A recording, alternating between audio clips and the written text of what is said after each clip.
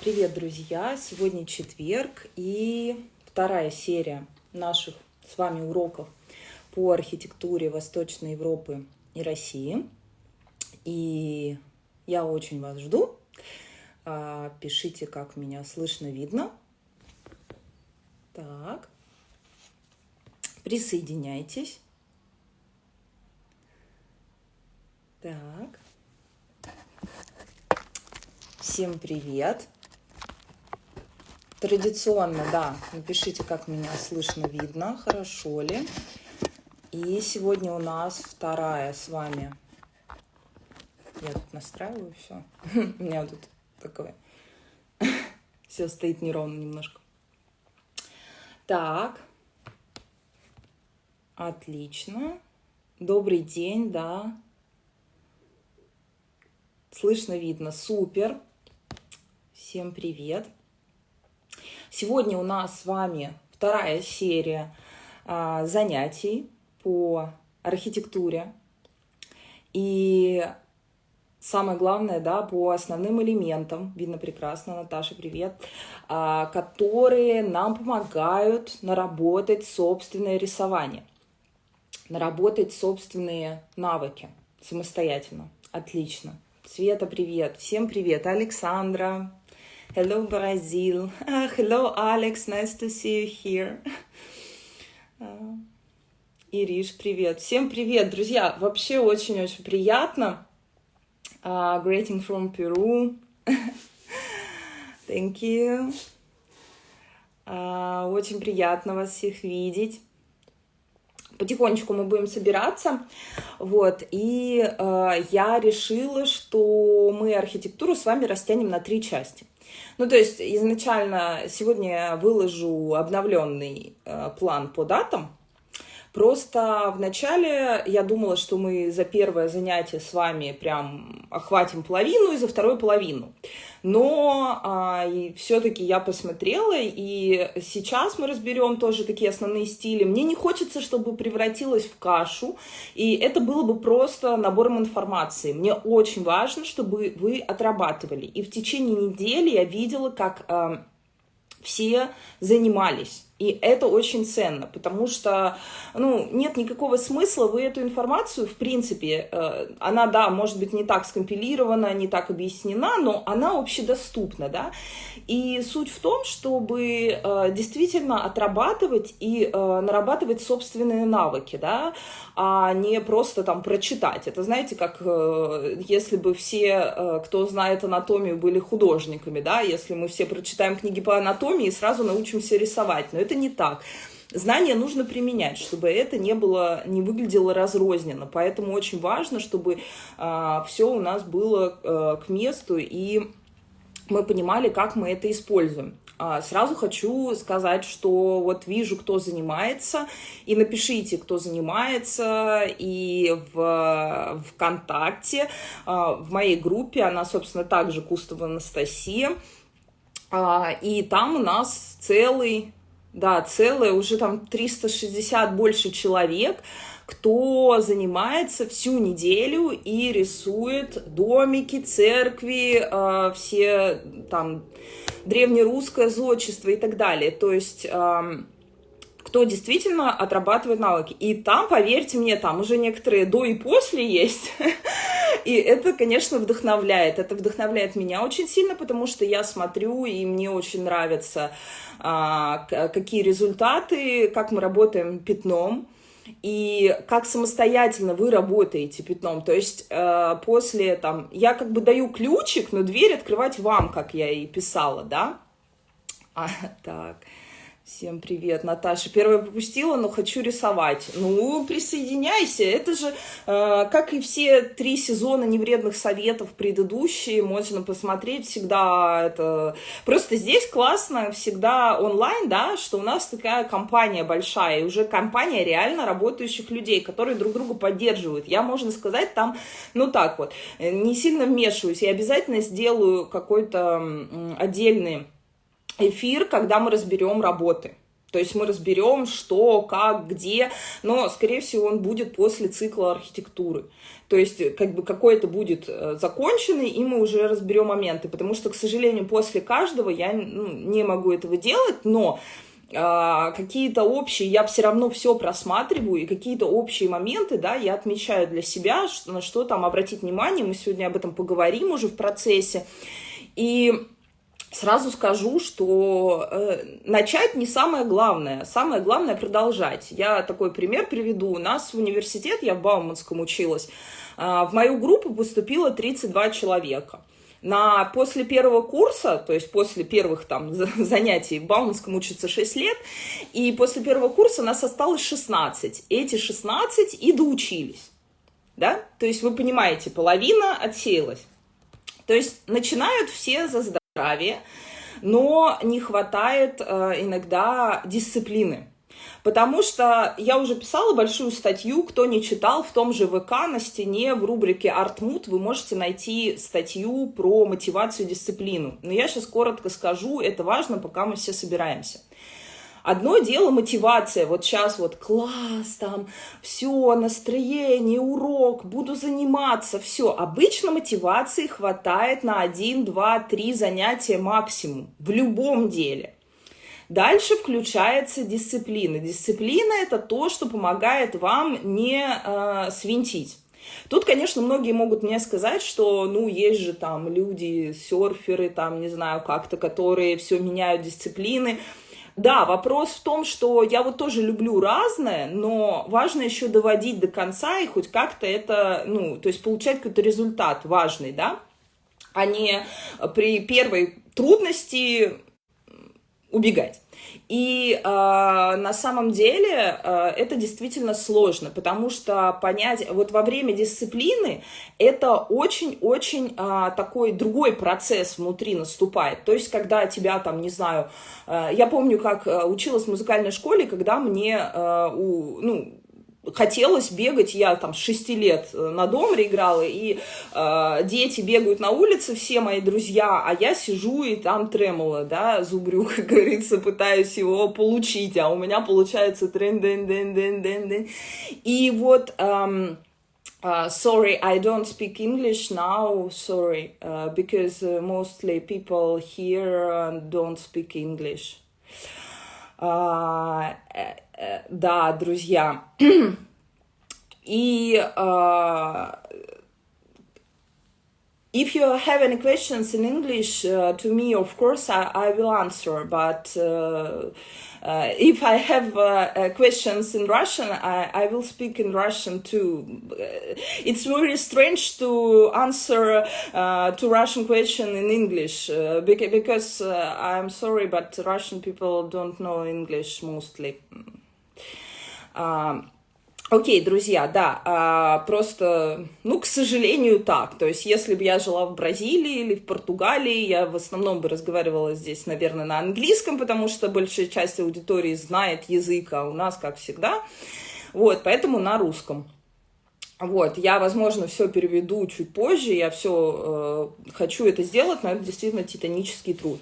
Итак, вернемся к мотивации и дисциплине. Значит, мотивация, она такая, знаете, она дает много, не знаю, настроения, желания, а потом вот через 3 занятия все, дисциплина, то есть иначе никак, иначе вы не дойдете до конца. Но самое интересное, что когда проявляется вот эта дисциплина, то есть надо себя заставить сесть и делать, то спустя какое-то время дисциплина приводит к чему? Приводит к ощутимому результату, то есть к физическому. Вы видите результаты своего труда. И это дает вам мотивацию. То есть процесс мотивации, дисциплина, мотивация, он довольно-таки повторяющийся, то есть он цикличный. И, никуда не деться, да, то есть мы обязательно придем от одного к другому. Если это знать, то справиться с периодом дисциплины достаточно легко. То есть, нелегко, но возможно. То есть, понимая то, что мотивация, она наступит. Но если не будет в этот период дисциплины, не будет результата. Не будет результата, не будет, следующего вот этого витка мотивации. Как правило, это так именно работает. И я знаю, что сейчас те, кто начали, да, они могут просто такие класс, я типа получил маленький результатик, вот, ну и все, и закончу. Вот мне будет важно те, кто дойдут до конца со всеми уроками и действительно проработают эту тему. Это даже нужно не мне, это нужно в первую очередь, естественно, участникам, потому что я вижу, и я хочу за это похвалить, потому что я вижу результаты, вот опять же, до и после, уже после первого занятия нашего, когда мы перестаем рисовать линиями, когда мы отмечаем основные особенности архитектуры, что именно этот домик отличает от другого, я увидела, как многие, напишите, кто сейчас в эфире из тех, кто занимается, может, я пропустила, вот, как многие из вас уже сами разбираются в теме. То есть моя задача сейчас, да, она не рассказать все, потому что невозможно, это институтская программа, да, невозможно все, но кто-то уже пошел в библиотеку, начал копать там, нашел старую архитектуру своей родины, да, вот, так, Светлана, я занимаюсь, вот, молодцы, значит, и начал как бы разбираться, а как выглядит мой дом в деревне, как он, вот, я занимаюсь, друзья, вот, у меня пока один домик, Светлана, давайте вперед, я, может, не называю ники, потому что какие-то могу легче прочитать, какие-то сложнее, поэтому вот, Бусликн,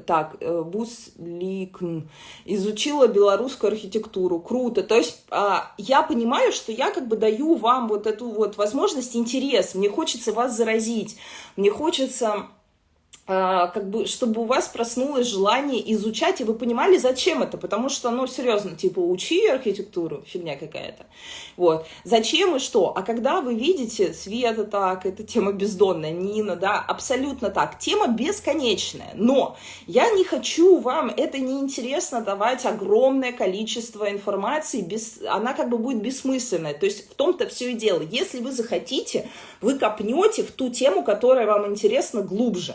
Да, моя задача это заразить энтузиазмом и интересом и показать зачем.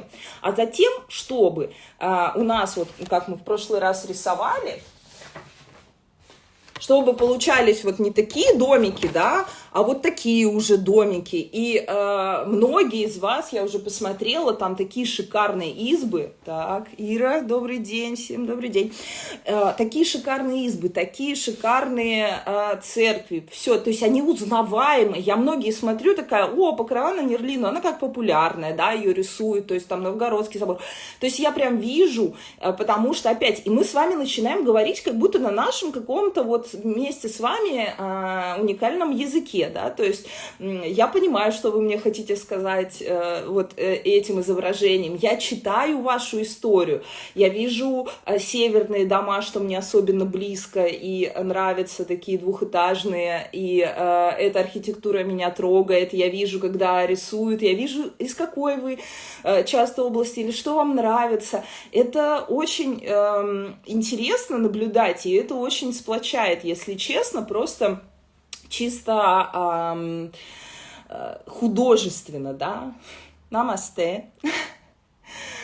И поэтому спасибо вам за вот этот колоссальный труд, за творчество, за которое, ну, действительно для вас, и действительно те, кто работает, я вижу прям вклад, который вы делаете в себя. Это самое главное, и, по крайней мере, то, о чем я говорила в прошлый раз, да, это очень сильно отвлекает от всего и погружает, то есть информация полезная, нужная и еще как бы, ну, и к результату приведет. Вот, поэтому тем, кто начал уже не сдаваться, тем, кто еще не начал заниматься, присоединяйтесь. Сегодня мы с вами поговорим еще хочу сказать. Важный момент. Многие написали, что тяжело работать пятном, а не линией. Безусловно, я понимаю, потому что, ну, как бы, как сказать, нету проблем в том, чтобы работать линией. Ничего плохого в линиях нету. Просто я работаю достаточно много, понимаю, что тот момент работы с пятном, он как-то исключается, а он очень характерен для живописи в вузах, да. И вот это понимание темного, светлого, большой фрагмент, маленький, разницы в тоне, оно как раз и дает реалистичность во многом. Безусловно, если архитектура сложная, то вы используете и линию, и пятно. Но если вы никогда не работали с пятном, я просто вижу, пусть этот домик реально хромой, косой, но он реалистичный. И домики бывают завалившимися и неровными. А если вы рисуете его идеально ровным и прям построили вот так, но чисто линии, то это какой-то каркас. Это нереалистичный домик. Получается просто такой из металлической конструкции свернутая такая вот коробочка. То есть вы идеально построили схему, символ, да, о чем мы говорили в прошлый раз, но реалистичный домик, он в неровностях, в какой-то такой, и если говорить, ну, у меня же вот все разваливается, уберите чуть-чуть вот это перфекционизм ненужный, потому что это такая скрытая агрессия к своему творчеству, вот, не надо. Я разрешаю вам рисовать самые кривые домики на свете. Главное, попробуйте работать с пятном.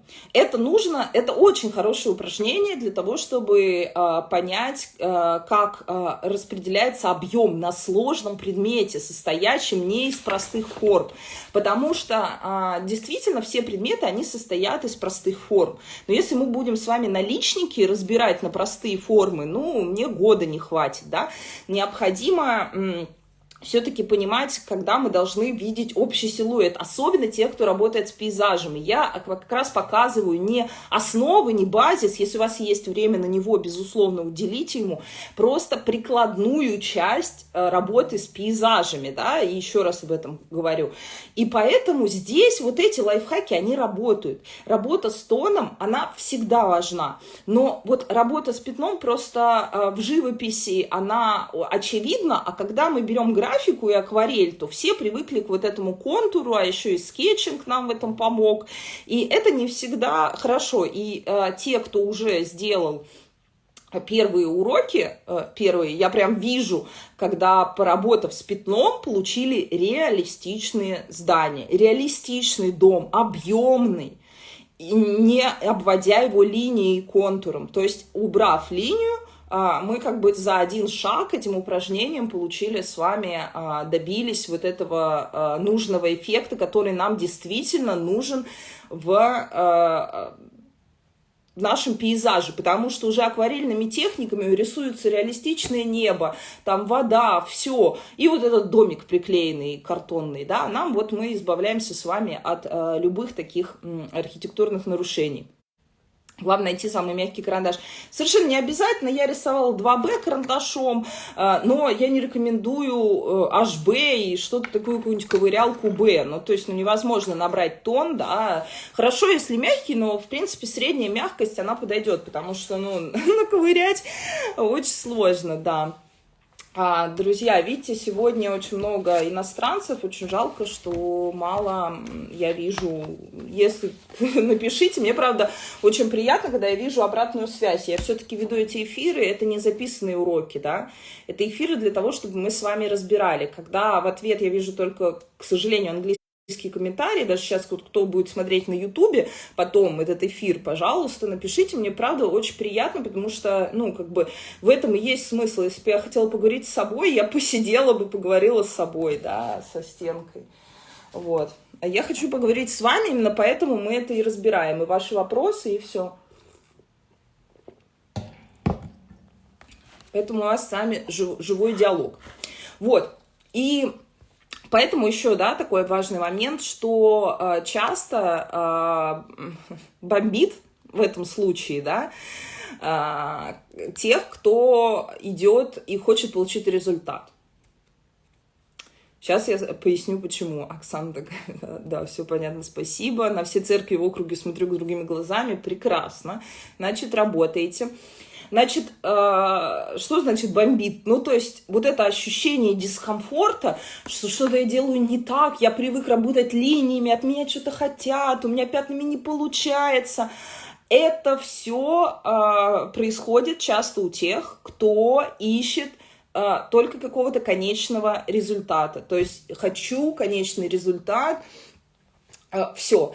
Но рисование – это про процесс. Рисование – это про здесь и сейчас. И если мы вот это здесь и сейчас упускаем, видите, у нас, я сейчас так про глобальное скажу, но немножко так, да, в мире все меняется, и ты не знаешь, что будет завтра, но есть здесь и сейчас. И вот сейчас нам это очень сильно напоминает. И вообще в целом важно быть вот в этом моменте рисования, получать удовольствие от процесса, да, в ходе, потому что результат вас все равно настигнет. Самые мои худшие работы получаются всегда, когда я думаю о том, что я хочу в конце. Всегда. То есть я их почти всегда выкидываю. Когда я наслаждаюсь процессом, у меня получается красивая работа. Так, теперь читаю, я вижу, что вы написали, мне приятно. Ириша, рисую, слушаю тебя с удовольствием, спасибо. Домашнее задание увлекло еще на год вперед. Ну, поэтому я решила разбить тему, чтобы мы всю энергию-то так как бы не... На первый урок. У нас еще и второй, и третий, и 10. Так, Оля. Оля, привет. Так. No, today will be only theoretic lesson. Настя, мы слушаем внимательно, ловим. Спасибо. Просто... Да, я знаю, что вы внимательно слушаете, но это, как сказать, мне приятно, что вы меня слышите, значит... Так, графика пятном. Вообще графика у нас, знаете, она и графика пятном есть. То есть вы рисуете, здесь нету такого, что это какой-то уникальный там подход и все. Просто я преподаю людям, в основном не имеющим академического образования. Преподаю академическое образование, адаптировано для тех, кто с ним не всегда знаком. Поэтому там это все есть, но не всегда есть на это время, поэтому берем какие-то выжимки, да, может быть, криво-косо иногда. Главное получать адекватный результат, да. Так. Результат буквально на 3-м домике почувствовала. От этого рисовал детские домики. Вот, отлично. Так. Стала фотографировать все церкви кругом. Муж не в курсе, зачем предположил, что я старею. Сейчас вот после сегодняшнего урока начнете другие. Так. Сейчас. Смотрите, здесь и сейчас не зависит от умения. Я всем рекомендую свою мантру, которая является эпиграфом к моей книге. Я сегодня достаточно постарался, я хвалю, ну, то есть я ее модифицирую, но она всегда как-то так звучит, что я сегодня достаточно постарался, я хвалю себя за то, за ту работу, которую я провел, да, за то, что я сделал. Я в соответствии с теми навыками, которые есть у меня сейчас. Я знаю, как их улучшить, и обязательно сделаю это в будущем. Просто у нас почему-то мы упускаем вот эту вот часть. Мы все время знаем, что у нас есть какие-то минусы, и мы знаем, как их улучшить, но мы упускаем момент, что я хвалю себя, я максимально постарался в соответствии с теми умениями, которые есть у меня сейчас. То есть я выложился, у меня просто нету другого. Когда появится, я сделаю лучше. Но если сейчас у меня нету пока этого лучше, это не значит, что я плохой, это не значит, что я плохо что-то делаю, это значит, что я просто делаю в соответствии с теми навыками, но я выкладываюсь максимально. Надо себя уметь хвалить за это. И только такими шагами, не кнутом, а когда мы понимаем, что мы сделали, знаем, как сделать следующий шаг, получается прогресс. Если себя самобичевать постоянно, что я вот не удовлетворен, я плохо рисую, недостаточно хорошо, ну, у единиц получается, а у остальных психика не срабатывает, и люди бросают это дело, просто потому что, ну, ты как бы постоянно куда-то гонишься, ты не видишь, что ты действительно достиг. Или наоборот, когда не видеть минусов и такое все, то тоже прогресса не будет. Только адекватная самооценка помогает. То есть, а для нее очень важно понимать, что я сегодня сделал все, что я умею на текущий момент. я знаю, что я могу сделать еще, и буду к этому стремиться. И именно это помогает быть в моменте. То есть не думать о том, как бы я сделал, если было бы у меня навыки, там, не знаю, кого-то, они могут и не быть. И помогает вам не убиваться о том, что, да, что вы чего-то там не сделали. Так, сейчас. Угу. Так, на все теперь смотрю и думаю, как бы нарисовала пятном. Все правильно. Настя, а как для себя ты различаешь с натуры и с фото? Для тебя разница ощутима? Мне с фото сложно, вживую только вижу объем. Нет, мне не сложно уже это, но именно объем, он, естественно, вживую. Именно поэтому я пленерщик, именно поэтому всех ввожу на пленеры, да, пока могу и пока есть сезон, потому что этот объем, он как бы нарабатывается вживую, а потом я просто знаю, как уже это делать. То есть это как бы, ну, я не знаю, отчасти может быть сравнимо с тренажером. Ну, то есть бег по улице, он, наверное, эффективен. Если ты знаешь технику, более эффективен. Ну, опять же, может, не очень хорошее сравнение. Ты можешь бежать и в тренажерном зале, да, то есть где-то работать легче, где-то сложнее, разные условия. Это просто разное. Вот, но, естественно, когда ты бежишь на улице, ты ощущаешь весь объем происходящего вокруг. Когда ты бежишь в тренажерном зале, у тебя как бы вот эти все эффекты ограничены. Но, по сути, бег происходит. И эта тренировка, она тоже происходит. Но полюбить бег можно, бегая только, мне кажется, на улице. Вряд ли можно полюбить бег, бегая в тренажерном зале только, лишь никогда не пробежав никакую пробежку на улице. Ну, вот что-то такое, да, наверное. Я говорю, не идеальное сравнение, просто я быстро это придумала, поэтому то, что первое пришло в голову. Так, рисую портрет, слушаю вас. Вы мой любимый сериал. Спасибо, это приятно. Да, спасибо. Так, ну что ж.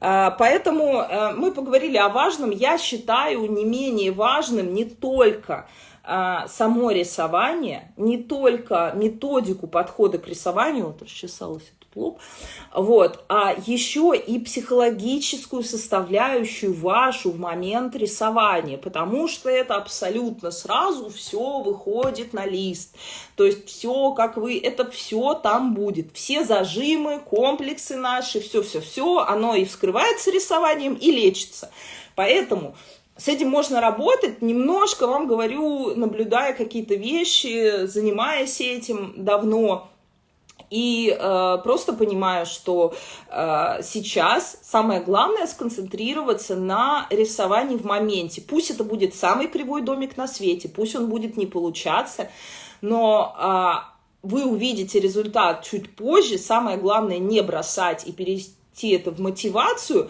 и не относиться к себе критично. Вы делаете все, что вы можете. Больше вы пока не можете, но вы знаете, как стать лучше. А это получается только через практику, стать лучше в рисовании. Да? Ну что ж, переключимся с вами, с моего уже вот тут вот почесанного лица на нашу практику. И сегодня у нас будут два архитектурных стиля. Они очень интересные, они встречаются у нас часто. Первый так постоянно, то есть мы с вами в первое, да, занятие разобрали, какие мы, да, стили разобрали. Мы разобрали древнерусскую архитектуру, храмовую архитектуру и немножко коснулись третьего стиля. Это у нас новорусский стиль, псевдорусский. Тоже очень интересные примеры были, кто рисовал, я видела в ВК. И сегодня у нас будет классицизм и у нас будет барокко. Все равно прекрасно. Спасибо! Даже вот, не знаю почему. Надо как-то внимательнее к себе в эфирах относиться. Итак, у нас будет классицизм и барокко, и будет у нас немножко рококо, но вы все увидите потом. Через неделю у нас будет заключительная часть по вот этим архитектурным стилям, и мы уже дойдем до, практически до Москва-Сити, да, до тех высоток и какие особенности, как рисовать. То есть, по сути, вы за 3 занятия сейчас по архитектуре получите все основные знания по рисованию архитектурных форм в окружающем мире, вот, который окружает вас сейчас. Отдельное занятие у нас будет по европейскому, по западноевропейскому. Там будут те же самые стили, но уже с большими особенностями, там, своими, и я скорее буду останавливаться на них и уже их разбирать более подробно. Итак, давайте мы с вами перестроимся.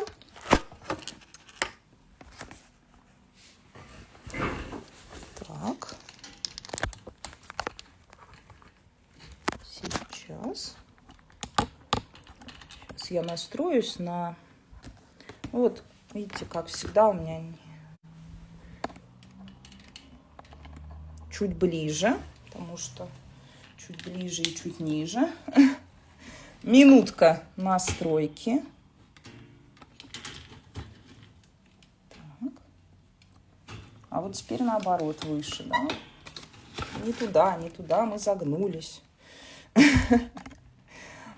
Вот настраиваю до эфира, а все равно, знаете, там что-нибудь не так, и все.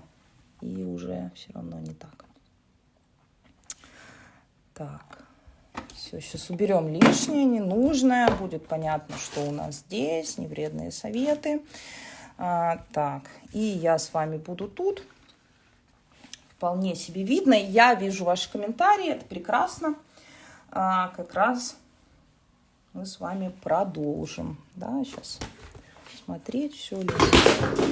Опс, все ли у меня влезает. Небольшая болтаночка присутствует, но мы от нее избавимся постепенно. Так, вот так вот я сделаю.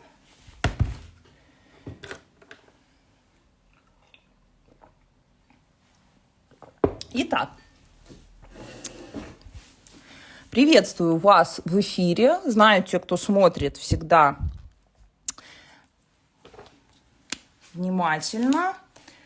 Ну и вам не суть важна красивость моего эфира, насколько важна его информативность. Поэтому за это я вас и люблю.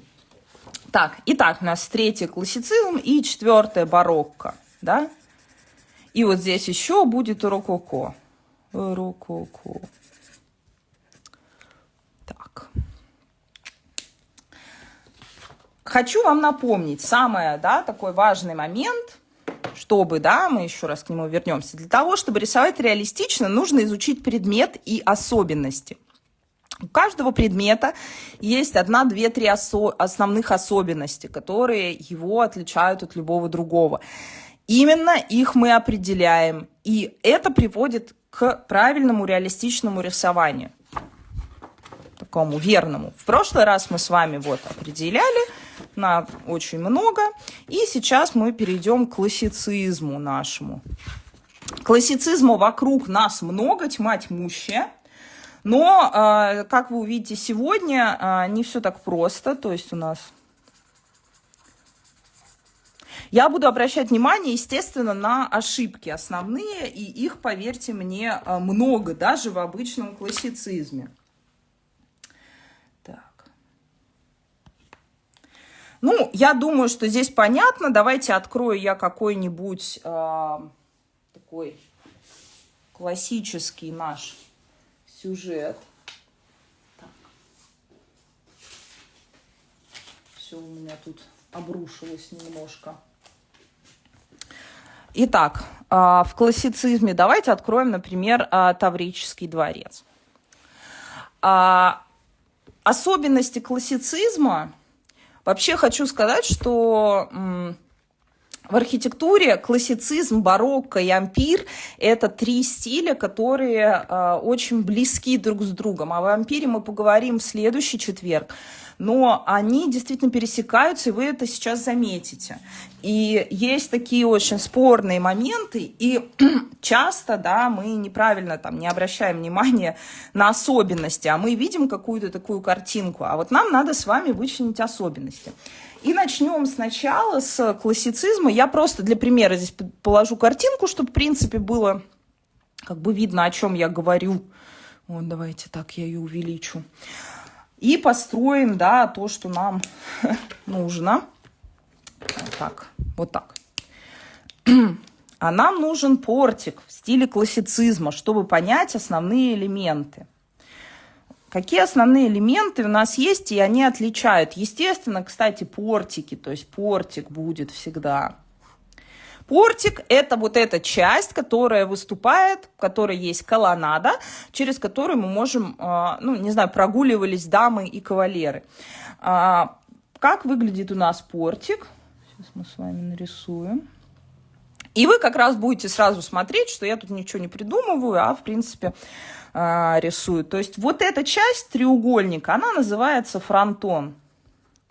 Сейчас будет скучно, может быть, кто-то это уже знает, но поверьте мне, потом объясню, почему это очень важно. Значит, вот это внутренний треугольник у нас называется тимпан. Ну, или тимпан, да, тут как бы по-разному. Суть в том, что нам хотя бы фронтон надо запомнить, да? Далее. У нас вот эта часть, она называется карниз. То есть фронтон, он у нас на чем-то лежит.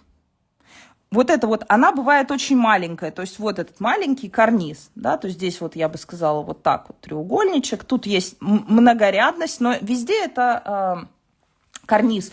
Он, как правило, он может быть тонкий, толстый. Я сейчас рисую просто, чтобы было понятно, да, где он находится. Так, это очень интересно и полезно, Наташа, я рада. Ну, не скучно, прекрасно. Так, если что, я когда, да, немножко раскачивается, когда я просматриваю ленту. Никуда не деться. Итак, далее у нас под карнизом у нас идет фриз. То есть я сейчас рисую, что я рисую с вами. Вот те, кто был на первом занятии, должны мне сейчас как раз ответить, как называется вот эта вот часть в моем рисунке. Да? Так. Ладно, может быть, ответите, но сейчас пока. Это у нас карниз, это у нас фриз. А далее у нас идут колонны, да, у нас колонны. Так, повторение мать учения, конечно. Символы, все правильно. Вот, просто вам мой респект и аплодисменты. Это символизм, да, это символ и как бы скорее, то есть схема, да, схематичный рисунок, такой символический рисунок, который отношения к реальному зданию не имеет. Но это то, что нам задают в детстве, и то, как мы начинаем рисовать, хотя, в принципе, понимаем, что это далеко. То есть вот это вот детский рисунок, такой символ, да, и вот уже реальность. Сейчас покажу, как из реальности, ну, как перейти от этого к этому. Но сначала мы с вами разбираем. Значит, вот это вот называется архитрав. Прошу прощения, архитрав – это вот еще одна часть, уже все. Это у нас капитель. Часть колонны. Архитрав бывает, но он просто, я про него забыла, да, так. Он вот у нас, да, то есть вот этот вот карниз, фриз, архитрав, и уже дальше идет колонна. И вот эта вот часть, которая из трех частей, она называется антаблемент.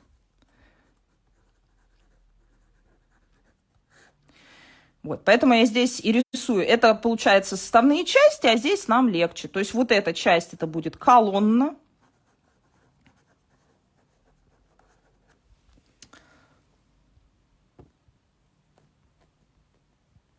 Так. Значит, это у нас часть, да, мы как уже выяснили, это капитель. Основная часть колонны у нас здесь это база. Нижняя часть иногда, да, она есть, это стилобат. Пусть у вас будет эта информация, но объясню, зачем она важна далее. Значит, и колонны иногда бывают ровные, а иногда бывают с вот такими, ну, давайте нарисуем. Бывают вот с такими линиями, которые называются канилюры. Канилюры бывают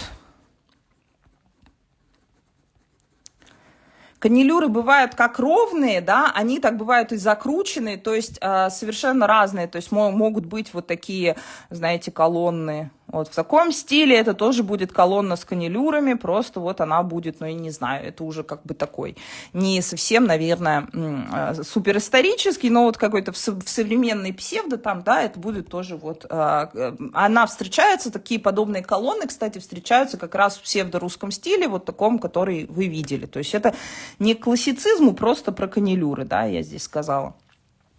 Значит, опять, мы с вами говорим о том, что на мировой художественной культуре в школе, возможно, там забыли или как-то еще. Здесь нельзя не сказать про 3 основных типа колонн. Это дорический, да, и онический, и коринфский стили. То есть давайте мы их с вами прорисуем, потому что картинки ничего не значат, пока вы их своими ручками не нарисовали.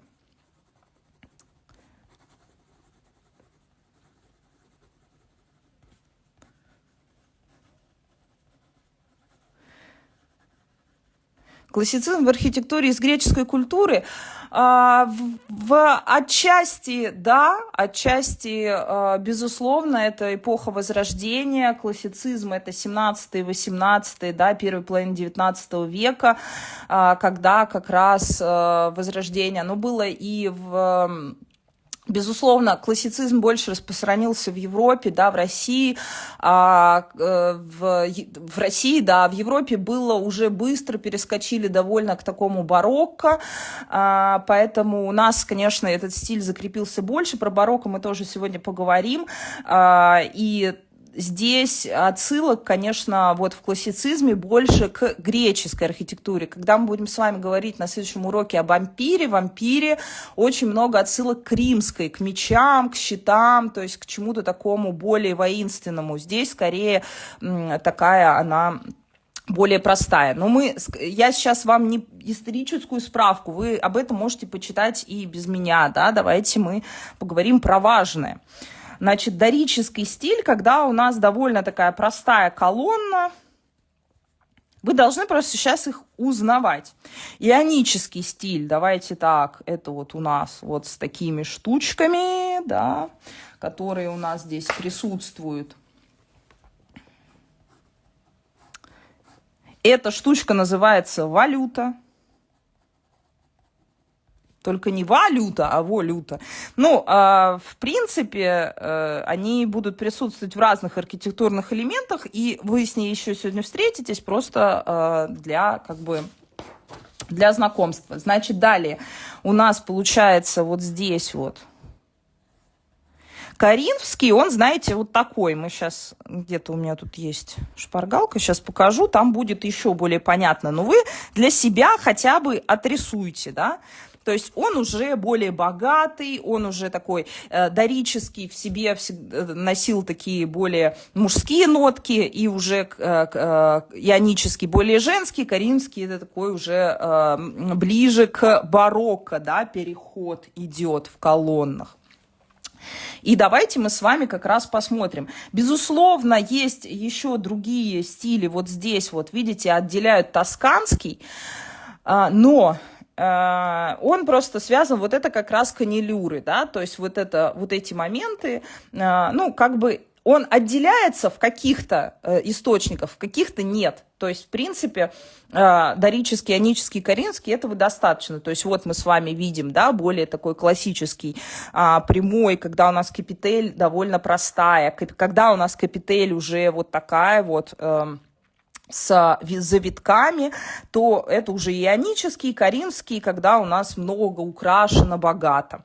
Значит, давайте теперь посмотрим и пораспознаем это на, ну не знаю, вот на разных зданиях. Я думаю, что здесь понятно, что это ионический. Вот как это выглядит вживую, да, немножко у меня здесь. Вот здесь четко видно коринфский. То есть вы можете на каждом здании посмотреть. Ну и вот, конечно же, дорический. То есть это уже часть как раз нашего Таврического дворца, по-моему, как раз. Возможно, я ошибаюсь. Входа, по-моему, все-таки да. Так, нет. Ну, очень похожее, да, тоже здание, тоже классицизм. И здесь тоже у нас такой дорический стиль.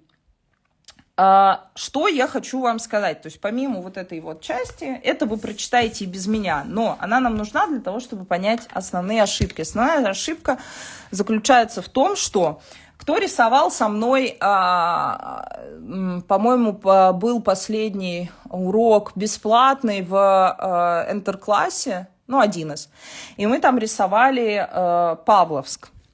И там, знаете, такая тоже как раз такой портик конкретный был в стиле классицизма, и этот портик был у половины, выглядел вот так. Ну, и вроде как бы все неплохо. И я бы даже сказала, что он даже, может, не так выглядел, но вот даже пятном рисовали. То есть пятном, знаете, потому что мы же в акварели рисовали, и вроде все, и я там показывала, что и тень будет. А потом так, знаете, раз, вот, два, и я говорю, колонны будут. Потом, значит, почему-то линия, вот здесь вот, значит, колонны, и вроде колонны, но что-то не так. А что не так? А у нас вот весь вот этот вот наш антаблемент, он пропущен. То есть мы такие, ну, все, значит, фронтон знаем, колонны знаем. И поставили мы этот фронтон прямо на колонны. Такого не будет. Такого не будет никогда в классическом нашем классицизме, да, классический, масло масляное. В классицизме такого не будет. Опять, рисуем то, что неправильно запомнили, рисуем так, на что не обратили внимания. Поэтому я стараюсь ваше внимание на это обращать. То есть, что важно? У нас появляется, да, появляется фронтон. Всегда он будет с неким объемом внутри, у него всегда будут тени, потому что вот этот вот... его вторая часть, да, тимпан, она внутри стоит, он на неком углублении находится. Обязательно надо на это смотреть. Настя, это огонь, я постоянно делала эту ошибку и думала, что же не так. Вот. Потому что это, я не говорю, что это у одного, двух, трех, это у десятков людей я видела, и уже даже давно рисующих, да, и думаем, что классицизм, не классицизм, неправильно, да. У нас всегда будет утоплено, и тут будут появляться тени. Потом у нас всегда будет, даже если карниз тонкий, да, фриз, у нас будет. То есть, понимаете, вот этот карниз, он может быть вот вообще, то есть, да, вот она такая, то есть это может быть какой-то более широкий элемент, ну вот как здесь, вот его, кстати, здесь хорошо видно, когда у нас фронтон закончился, вот эта часть карниза, да, вот это уже фриз. То есть вот это вот, он может быть многоуровневый, понимаете, да?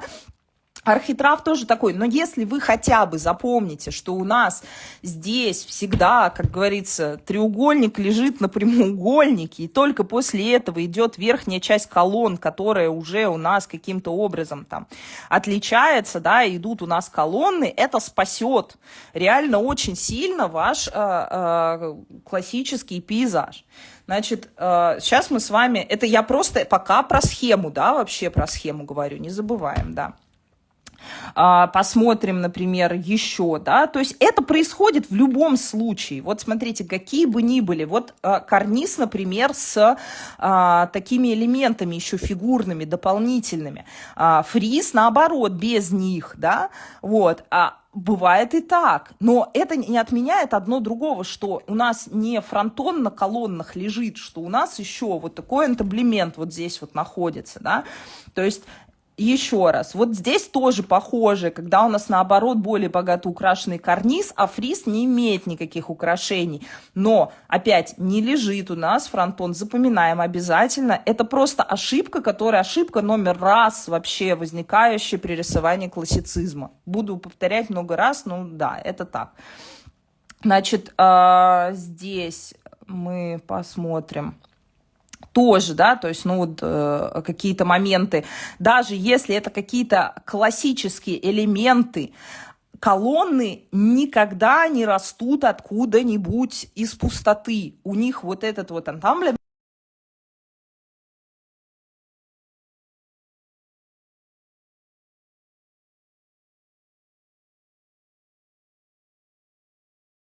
да, она поддерживает как раз вот этот вот потолок, да, вот этот элемент, который у вас там присутствует. Значит, а теперь вот посмотрим, например, хочу отметить, да, основные особенности, которые мы с вами. То есть это, давайте так, что у классицизма? Это портик. Портик, ну, как мы уже с вами, как прорисовали, да, с правильными элементами, да, с правильными элементами, которые уже выше у нас были. То есть отсутствие какого-либо из элементов уже нам не говорит об этом стиле. То есть у нас либо какая-то ерунда детская получается, либо у нас может получиться, если это просто колонны, без там портика, без верха, то это может быть стиль ампир, это может быть стиль барокко. Мы с вами чуть дальше посмотрим. То есть именно вот такого вида портик весь целиком является как бы классическим. С какого-либо типа, да, вот колоннами. То есть вот такая ордера. Вот так. То есть какой у нас с вами здесь. Следующий, да, момент, который часто, то есть это портики, встречаются в классицизме, то есть у нас, давайте, я их так по значимости, не по значимости, а просто, да, располагаю. Как правило, это действительно часто, да, часто. Это бело-желтый стиль, то есть это действительно то есть более спокойный, часто либо однотонный,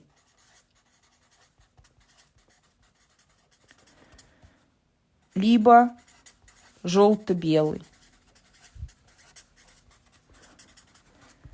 по цвету, да, плюс там синий, зеленый, чуть-чуть, да, чего-то, но это уже к куполам, да, купола там, крыши. И часто встречаются, то есть часто плюс ротонды.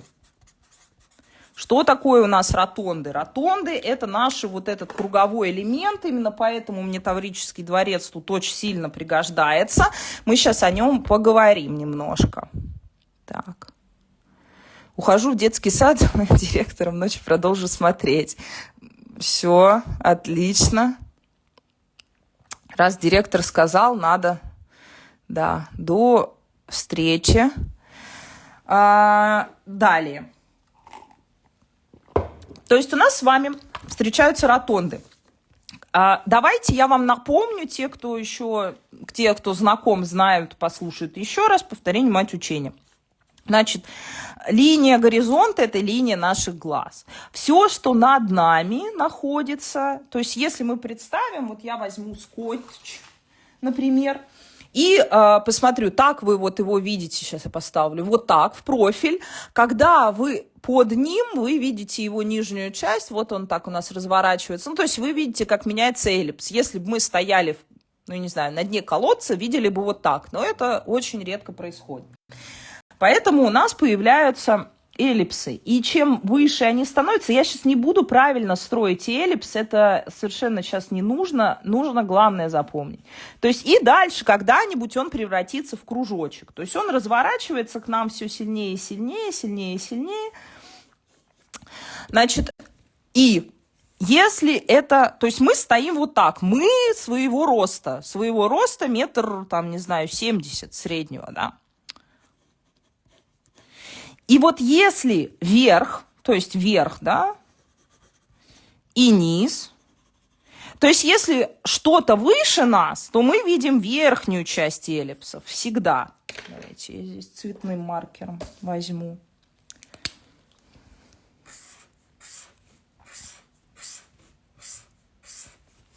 Не могу об этом не проговорить, это, знаете, уже, конечно, но всегда верхнюю. Если мы смотрим, и это ниже нас, мы видим нижнюю часть эллипса, нижнюю, и она все больше и больше раскрывается, да.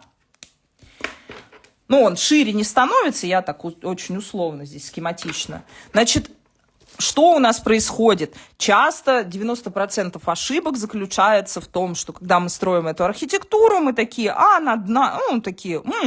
прикольно, ротонда, вроде понимаем, что эллипсы, а такие хоп, это мы летим на вертолете над ней, понимаете? То есть вот эта ротонда, если мы ее видим так, И если мы сюда пристроим классический, понимаете, наш портик, то у нас произойдет что ротонда просто отваливается в нашу сторону, она прям падает на нас. Почему? Потому что это вид сверху. Когда мы, а как определить, да, еще раз, это прям самое, знаете, вот как это для маленьких, но в случае опасности, я почему так объясняю, можете смеяться, можете вот говорить, что все не так. Когда мы устаем, мозг начинает тупить. Он начинает брать те самые символы из детства. И тут всплывает все, что угодно. То есть всплывают самые-самые вот эти вот символизм, который нам когда-то объяснили. Отсюда и вот такие домики, и вот такие облачка, и всякий вот этот детский сад. Поэтому я объясняю максимально просто, чтобы это запомнить таким образом, чтобы вот этот вот...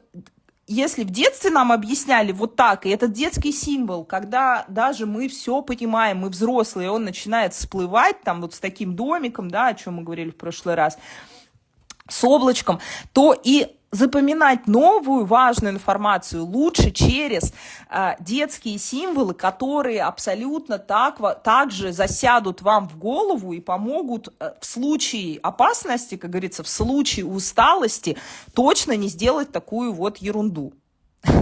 Спасибо, колоссально продвинутая тема. Это важно. Вот, потому что все у нас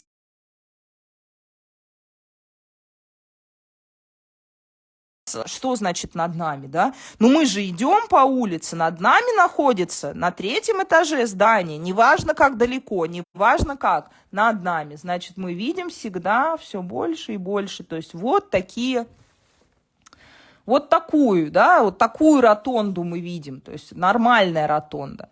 А если бы мы летели над ней на вертолете, да, то мы бы видели ее вот так, то есть видели бы ее сверху, там, с этим пиком, и она смотрела. По сути, в обычной жизни вам этот вариант вообще не нужен. Вам нужен вот этот вариант, потому что пока вы рисуете классическую архитектуру, то всегда будет изгиб наверх.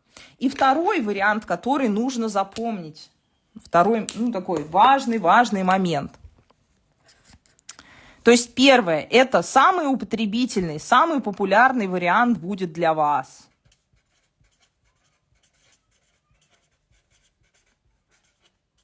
Вряд ли мы прям летим и вид сверху рисуем в классической архитектуре. Ну, редко, да, согласитесь. То есть это все-таки будет самый популярный вариант. И второе, чем дальше объект,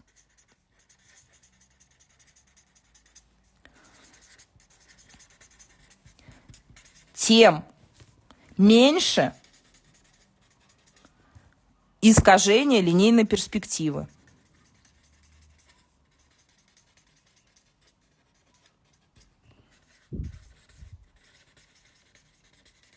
Что это для нас значит? Это значит лишь то, что если я издалека смотрю на Таврический дворец, а я довольно издалека смотрю, и если я не буду усиливать какие-то моменты, Наташа, если ты меня слышишь, у тебя бывают такие ошибки. Ладно, я уж просто за кем слежу. Смотрите, не нужно здесь усиливать. У нас линия, если мы вот так вот линию положим, да, посмотрите, насколько всего лишь на вот такую маленькую штучку у нас искажение от ровной линии, да, идет. Даже вот, наверное, сейчас не найду линейку. А найду. То есть вот, смотрите, линеечкой мы положили. У нас вот здесь вот искажение, оно не огромное, да, оно вот такое маленькое. То есть первый момент, я всегда опять же о нем говорю, это мы не знаем ни о каких эллипсах. Второй момент, знаем и начинаем везде их делать. Значит, если мы смотрим издалека, то не будет ошибкой сделать вашу вот эту вот ротонду практически без искажений. Искажение будет минимальное, вот такое, от ровной линии. Этого будет достаточно для того, чтобы она была реалистичная. Гораздо больше, чем если вы рисуете классический какой-то портик в классицизме. Просто я сегодня останавливаю внимание на всем этом гораздо больше, потому что классицизма вокруг нас в России, ну, прям много. И если вы такие, знаете, здесь все, там, все, я здесь просчитал, все я прорисовал, и далее мы такие, опа, я знаю, что искажение будет, сделаю искажение посильнее.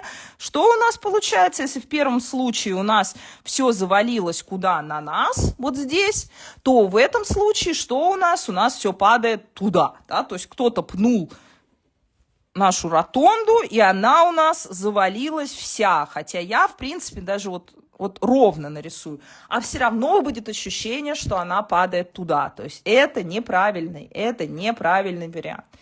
То есть нам надо рисовать без искажения, лучше. То есть чем дальше объект, тем меньше каких-либо у нас линейных искажений, линейной перспективы. То есть они приравниваются уже к более плоскостному. Поэтому не нужно усиливать, утрировать не надо. Если вы знаете, вы молодцы, оставим это при себе.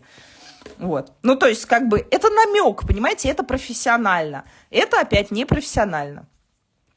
Я про 3-300, но когда захожу на ваш эфир, не могу не писать архитектуру. Спасибо вам, мне очень приятно. А в принципе, все одно. Портрет, здание, на самом деле все одно. Принципы работы везде это пятно, линия, построение и так далее. Поэтому всегда полезно. Вот, я рада, мне очень приятно. Итак, то есть мы с вами о сложном говорим простым языком сейчас. Я вам рекомендую взять, ну, например, да, мы сегодня уже таврический посмотрели, и его за пример, обязательно его прорисовать.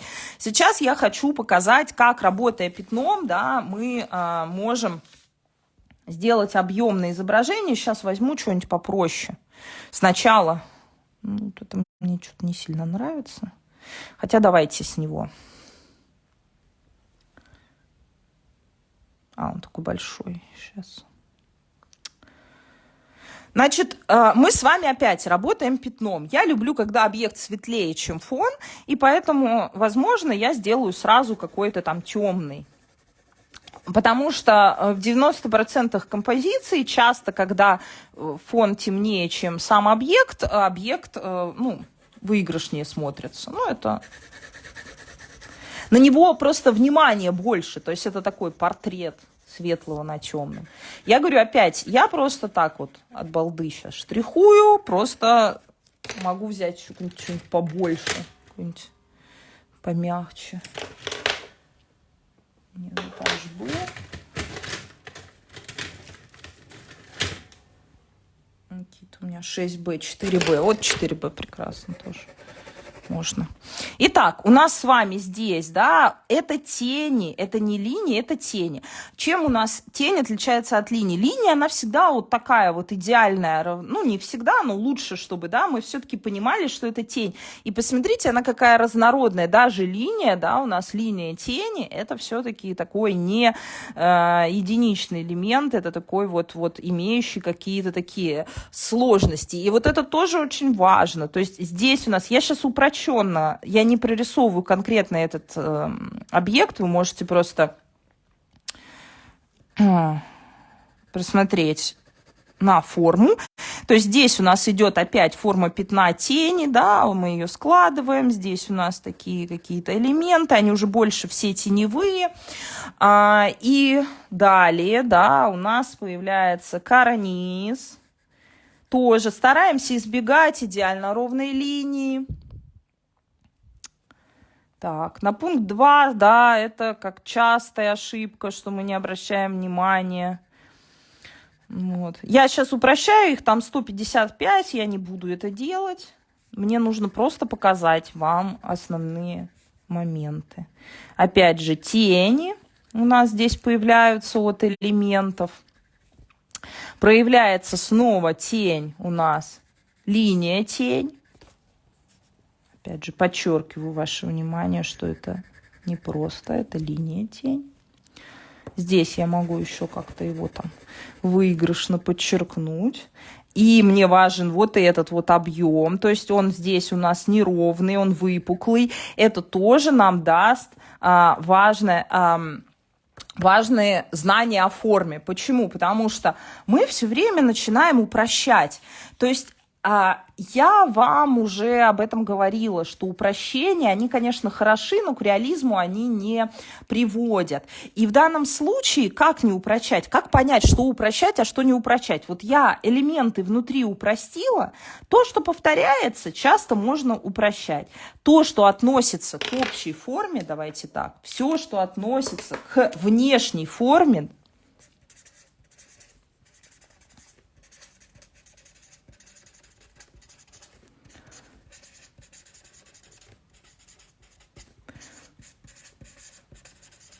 надо рисовать. Сейчас объясню. Я даже вот это в блокноте пропишу, да, еще одним, да. То есть это у нас портик, ротонды. Это то, что это. То есть все, что относится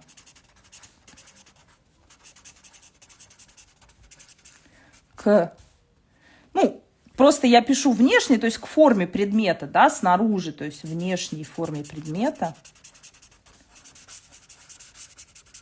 Ну, внешне здесь слово лишнее, да, к форме, но это просто для вас, чтобы было понятно. Потому что не всегда, когда я говорю форма, часто все думают про детали. Нет, к форме, да.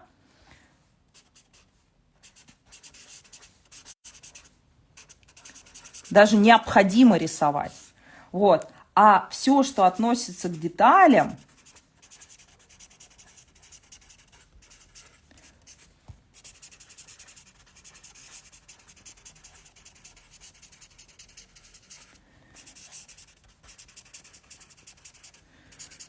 можно упрощать. Сейчас вы тут можете сказать, ну как же вот наличники? Наличники же деталь, наличники – это основы, особенности формы здания, которые отличают его от других, поэтому там это как бы не касается. Я немножко вам опять упрощаю. Что я имею в виду? Все, что относится к внешней форме. То есть я здесь упростила 3 или 4 у меня этих элемента, да, не страшно. А вот это... Вот вся какая она у меня там сложно сочиненная, это самый важный контур, который вам дает понимание, что же это за объект. То есть я сейчас даже вот там растяну, вот это вот колонна, вот здесь вот. То есть именно эта форма, вот эта вот, да, относится к внешней форме объекта. Она дает понимание, я еще вот здесь цветным. То есть она не должна быть упрощена, она должна быть максимально, ну, промахнулась, да, я мимо одной.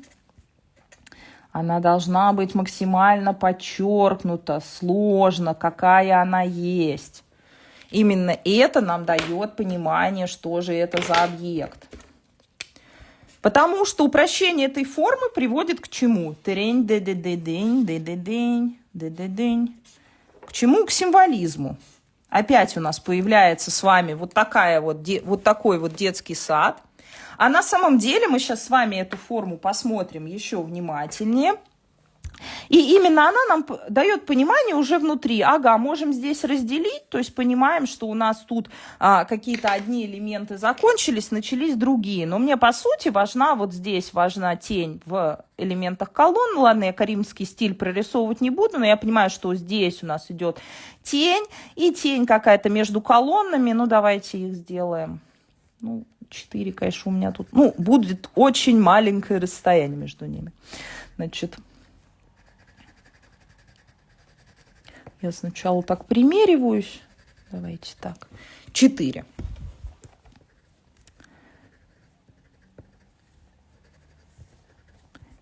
То есть, видите, я сделала выступ. Выступ – это, скорее всего, тень.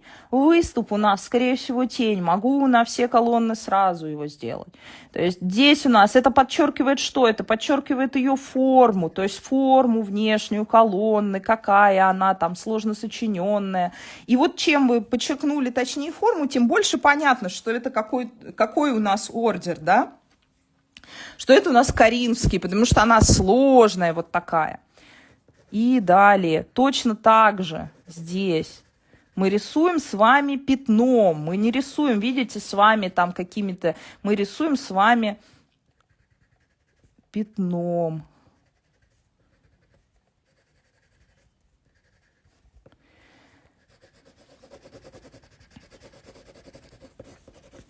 Я сейчас образно, вы можете, безусловно, чуть-чуть упрощаю. Ну, такой у меня маленький портик получился, да.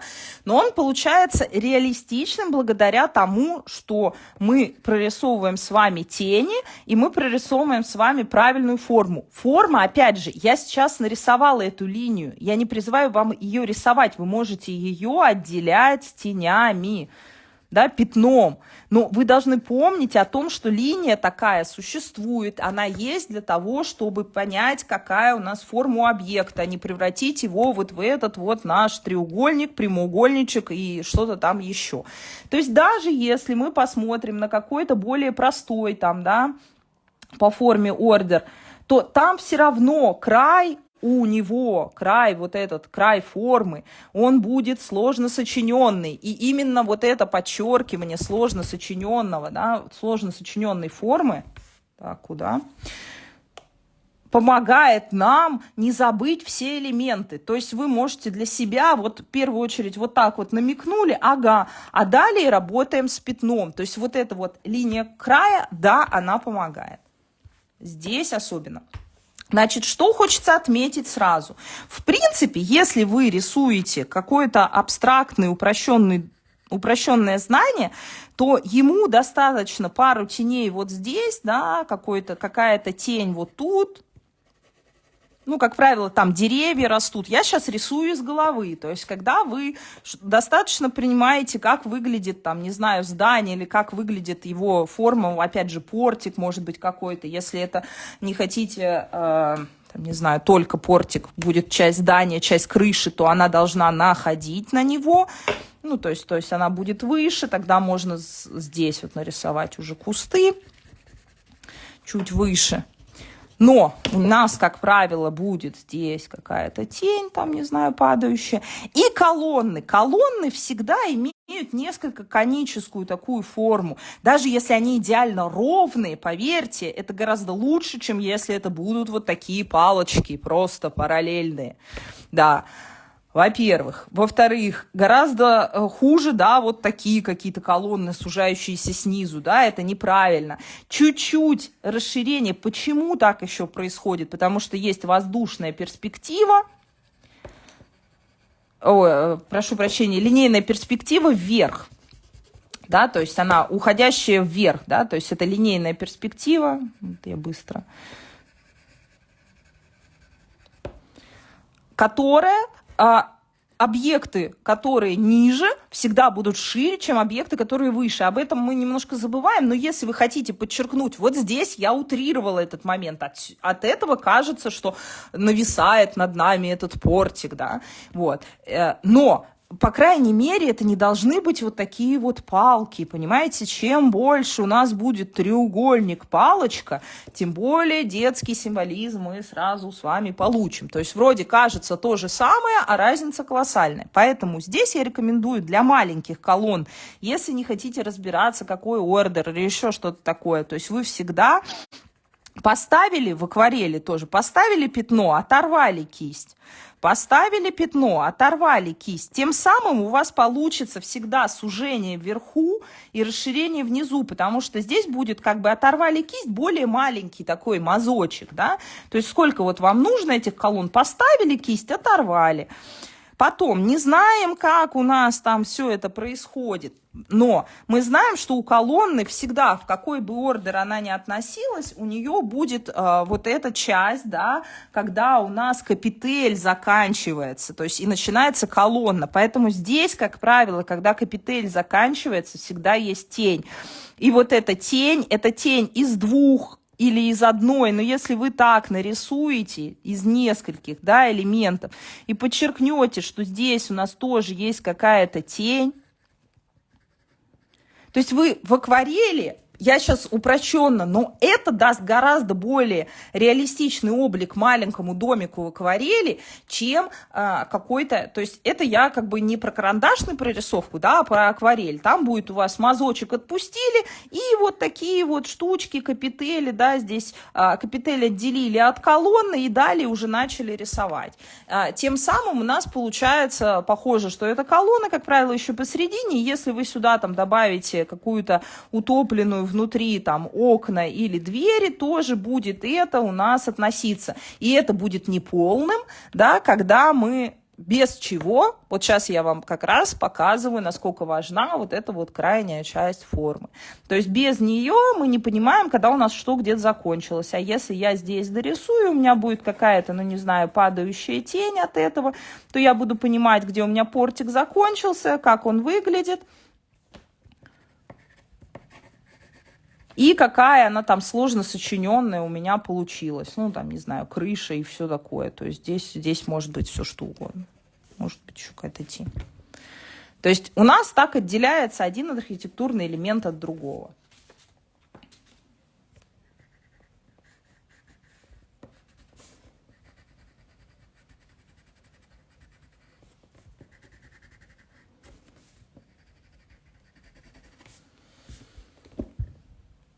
Так, я надеюсь, что этот момент понятен.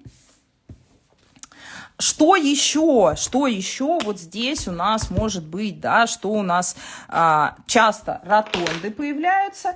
И я бы хотела еще отметить один момент, который происходит, но это важно, это удлиненные окна. Он, конечно, на 4-м месте тут.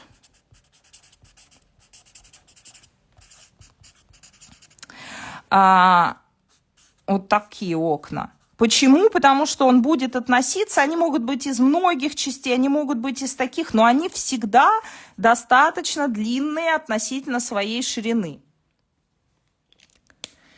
Почему я хочу это отметить? Этот момент, он относиться будет и к ампиру, и к барокко. Но, то есть эти все 3 стиля действительно это объединяет. Но у других стилей не будет таких настолько тонких, узких, выделенных окон, как правило. Ну, они встречаются в отсылках, но это уже отсылка к какому-то из этих стилей. Вот что я имею в виду. Обращаю ваше внимание. Что это значит? Что когда вы рисуете, вроде такой реалистичный у вас портик получился. И тут у нас такие, знаете, как в избах, да? Вот это вот. Вот такие оконца какие-то появляются, то это выглядит крайне странно. То есть у нас сразу, даже если я дорисую, то есть глаз-то все знает.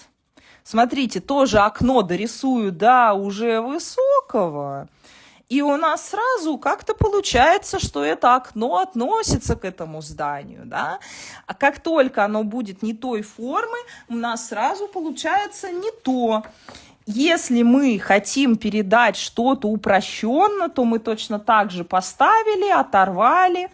У окон, когда вы рисуете в графике то или в чем-то еще, у них нет низа. В основном, то есть это может быть тень внизу под окном, но самое темное в окне – это всегда его верхняя часть. Мы еще вернемся в следующем занятии, отдельно поговорим про окна, потому что там прям можно будет развернуться. Но именно вот это нам дает. Также окна у нас, да. Давайте вот здесь отдельно я прям прорисую. То есть у нас получается с вами это удлиненное окно. Оно иногда имеет, да, несколько каких-то таких темных в нем находящихся. Я сейчас опять рисую схему сначала. Это может быть окно, у которого сверху такой же фронтон, да. Часто тоже встречаются в этом стиле. Это может быть окно, у которого снизу какой-то козырек, во фронтоне там тень. Я сейчас опять схему, а сейчас мы что-нибудь реалистичное нарисуем. И ваше домашнее задание в этом будет касаться, да, это наши ДЗ. Это у нас прорисовать, естественно, 2-3 здания в стиле классицизма, да, здания.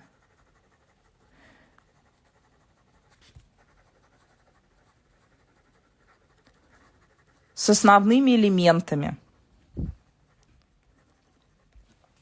Ну, то есть, чтобы они были разные, да, то есть где-то это будет какой-то один стиль колонн, ордер, да, где-то это будет там другой, где-то будет ротонда, где-то не будет, где-то будет более там узкий портик, где-то шире, там он будет совершенно разный, но это вам поможет. И вторую часть ДЗ, это вторая часть, да, это нарисовать отдельно. Это, поверьте мне, это на целую, не знаю, жизнь пользы.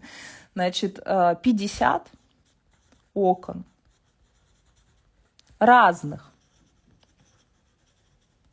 Это, знаете, это как со списком желаний, которые 5 желаний можем написать, а 10 уже сложно, а 100 вообще невозможно. Вы можете пользоваться любыми референсами, любыми там в стилях, давайте так, в стилях классицизма, барокко.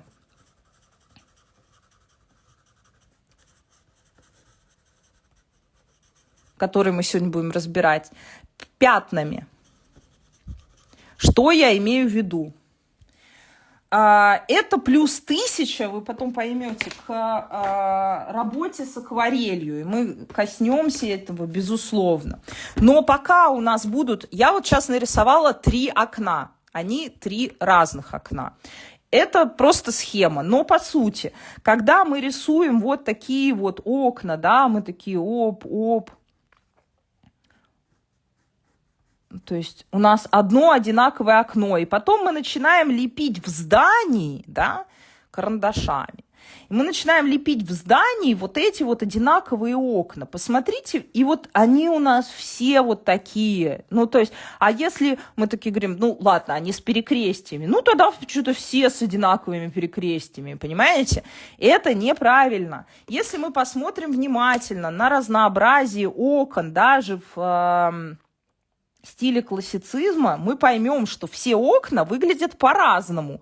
В одном тень больше, в другом там полоска, в третьем, посмотрите внимательно, здесь, видите, больше выраженный, там, не знаю, белый фрагмент форточка. Посмотрите на 4 окна вверху. В одном отражается свет, в другом форточка открыта, в третьем, не знаю, штора завешена.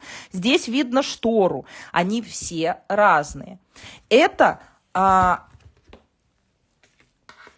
вас очень сильно вам поможет в дальнейшем не рисовании одинаковых окон. Вы поймете, что как угодно вы махнули, лучше рисовать карандашами. У нас весь с вами курс не акварельный. Да? Мы рисуем, чтобы у нас запоминание была рука, голова. То есть это важно. И мы прям простраиваем с вами, смотрим, какие они бывают. То есть вот что я могу? Я могу взять вот эти вот. У меня будет 8 окон. Что мы с вами делаем? Как они выглядят? Значит, какие у меня могут быть окна? Вот здесь я вижу, я рисую пятном, да? То есть я вам не даю задания, которые я там не могу делать сама. Я вам показываю, как эти задания делать, да? И какой-то тут у нас. То есть это у нас объем окна. Это у нас тень у нас от окна. И вот у нас первое окно в углу. Далее.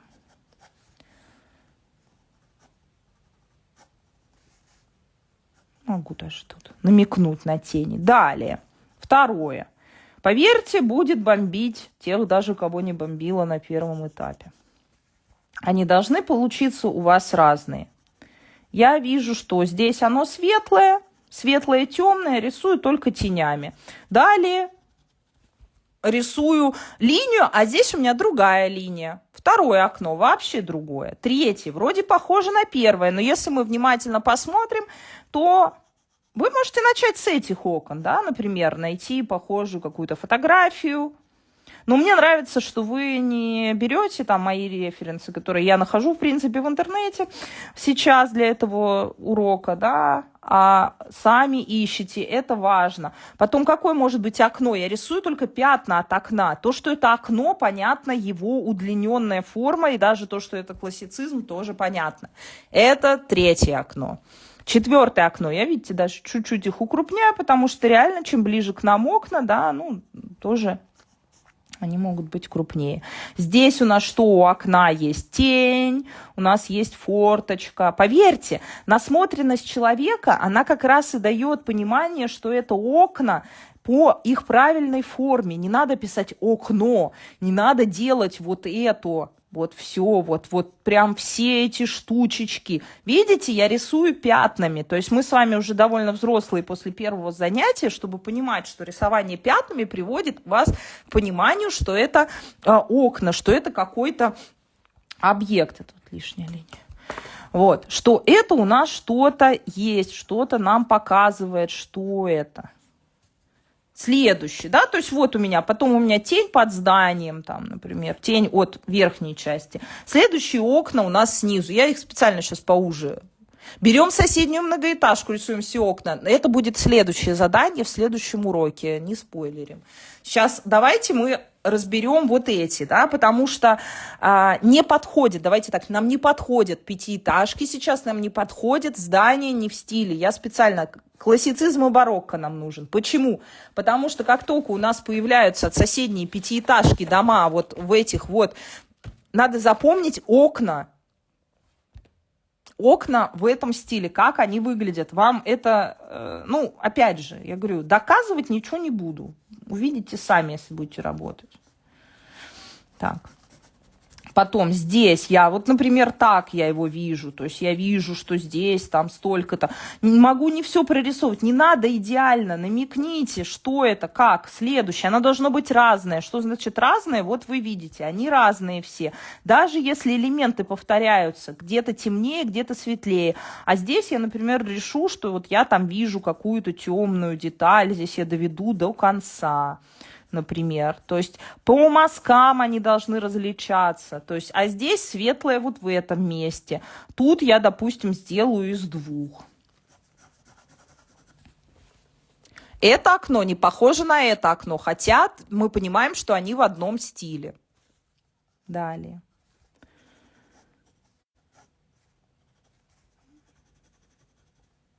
Здесь может быть одна светлая фрамуга, например. Я понимаю, что выдумывать сначала сложно, но вы наблюдаете внимательно, как они выглядят. Может быть, посветлее появляется свет. Мы видим, что здесь все такое. У вас не получится. Не надо стараться сделать идеально ровно. В этом-то все и кроется. Вот это вот. Избавляемся от идеальности. Просто... Поэтому я вам не говорю делать какие-то конкретные штрихи, конкретные это. Это только вот взрослого человека без академа, это ведет только к тому, что в итоге мы вот такие вот эти рисуем, боясь ошибиться. Не бойтесь ошибиться. Лучше делать и ошибиться, чем не сделать. Вот так. Потом, например, здесь, ну, сделаю здесь как бы намек, что из 4, там, из 3 состоит. А тут такая более темная. Видите, что я имею в виду? То есть я рисую, у меня получилось сколько? 8 разных окон. То есть 8 разных окон. Вот сколько наберете, сидите вечером, смотрите телевизор, не знаю, или еще что-то, и вот прям прорисовываете. Потом вам будет гораздо, поверьте, 50 окон – это вклад в будущее. Потому что потом вы из головы акварелью точно так же поставил такой мазок. Когда меня спрашивают, а как маленькие окна там делать? Поставил такой мазок, сделал так, там, например, сверху, вот так вот, здесь, окно. Какое бывает? Вот такое, там, двустворчатое, тоже сверху. Потом бывает какое? Со ставнями бывает. Здесь более темное нарисуем. Тоже все окна. Например, вот так. Подставни, тень. Там, не знаю, еще какое-то. Мы сейчас этот с вами не берем, но это вклад в упрощение любых видов окон на всех ваших дальнейших работах. Поэтому нам надо сначала понять, как рисовать их по-разному, да, и уже дальше. То есть здесь самое главное рисовать пятном. Потому что в акварели, смотрите, в чем как бы секрет. Когда мы рисуем карандашом, и мы рисуем линию, а потом мы акварелью же не рисуем линию, мы рисуем светлое и темное. Так практика карандаша и практика графики, она важна, то есть важно и тогда как бы в карандаше рисовать тоже пятном. То есть как только, смотрите, мы рисуем вот здесь вот линиями, там, не знаю, я нарисовала линиями, что у меня окно, например, да, что я имею в виду? Сейчас поймете. Я нарисовала в карандаше окно, у него линия поперек, линия вот здесь, линия вот так еще у него как бы разделены на 4 части. Это, получается, не отражает реальность, потому что это окно реалистичнее. Мы нарисовали линиями, правильно, линиями разделили сектора, но линии-то какие? Белые, ну, светлые. А мы линии нарисовали и разделили темные. То есть, а нам надо, наоборот, с вами заполнить темное, оставить светлое. То есть мы эти линии, по сути, не должны прорисовывать. Если мы их прорисовываем, ну, мы как бы перекрываем. Безусловно, опытные могут выкрутиться из такой ситуации, и уже зная, что они делают, использовать эту темную линию, и что делают как бы художники, используют ее, зная, в какую сторону идет перспектива, и просто ее там применяют, а дальше заполняют все уже темным, как они хотели, и у вас остается эта светлая линия. Выкрутиться из ситуации можно, но, как правило, начинающие делают не так, да, а нарисовав линию, разделив уже ее там на сектора, да, на наш получившийся, мы начинаем прорисовывать темное, а потом еще темное и еще темнее. В итоге мы это окно стираем, потому что у нас получается темная линия поверх темного, ну и все, да. Кто узнает себя, помашите мне. Сердечки можно поставить. Так. Я пока посмотрю, есть были ли вопросы.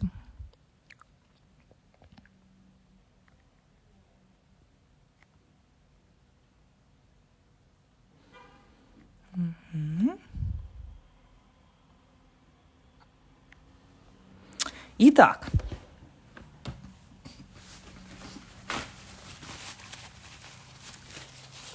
Да. Ой, вижу уже. Да, сердечки пошли. Ух, класс. Это значит, мы с вами, это значит хорошо. То есть мы определились, если мы нашли себя в ошибках, значит, мы знаем, как их исправить. Да, это супер важно. Я так делаю окна. Вот. То есть, видите, в чем разница рисования линии и рисования пятном? И поэтому меня спрашивают, а как ты потом можешь, и как они вот реалистичные получаются? Так вот так, рисовать, ну, как раз нужно пятна темные, которые мы видим. Видите, где-то окна светлее, где-то темнее. Когда мы рисуем линиями, получается вот такая бяка. Окна для меня были самым непонятным изображением, спасибо. В теории все понятно, практика пока шалит. Практика без вас никуда самостоятельно не уйдет. Да? То есть, чтобы ее наработать, надо работать. А у меня там, например, в графике, ну, я не знаю, сколько уже больше. То есть в акварели я 7 лет, до этого еще 10 в графике. То есть, ну, понятно, что оно как бы, ну, опять же, не надо сравнивать со мной, надо сравнивать себя с собой, что вы знали до сегодняшнего дня, что вы можете получить и сделать. Если будете бояться ошибаться, то практика сама себя не напрактикует. Она вот и получается, когда берете альбом, берете 50 разных окон, рисуете, не знаю, до слез, и тогда уже потом получается результат. А если, знаете, это вот я на прошлом занятии уже об этом говорила, когда люди, взрослые, приходят учиться, например, языку или каким-то другим занятиям и отсиживаются, не делают домашние задания, думают. Мне кажется, что уже в взрослом возрасте можно понять, что, как сказать, знания сами себя дискетой или там флешкой не засунут в голову. Нужно обязательно практиковаться. Значит, по перспективе смотрите мои уроки по перспективе в других сезонах. Сейчас мы с вами говорим об основных ошибках, которые... То есть перспектива, поверьте, почему все в нее упираются? Она придет, когда вы практикуетесь, когда вы видите, что что-то не так. Самая большая ошибка, что мы не видим, что что-то не так, и рисуем вот эти вот какие-то формы. То есть мы, конечно, видим в конце, но не понимаем, что с этим делать.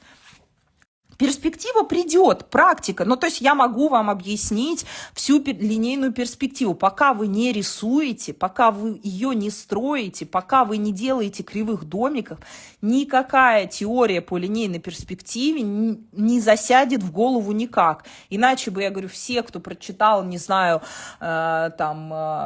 анатомию для художников, сразу стали художниками. Тогда бы все врачи рисовали, да? Но это не так. Пока нет связки, то есть вы прочитаете книгу рецептов, вы же прочитали ее, прочитали, красивые картинки, может, даже что-то помните, но пока вы их не приготовили, вообще просто ноль результата, ноль.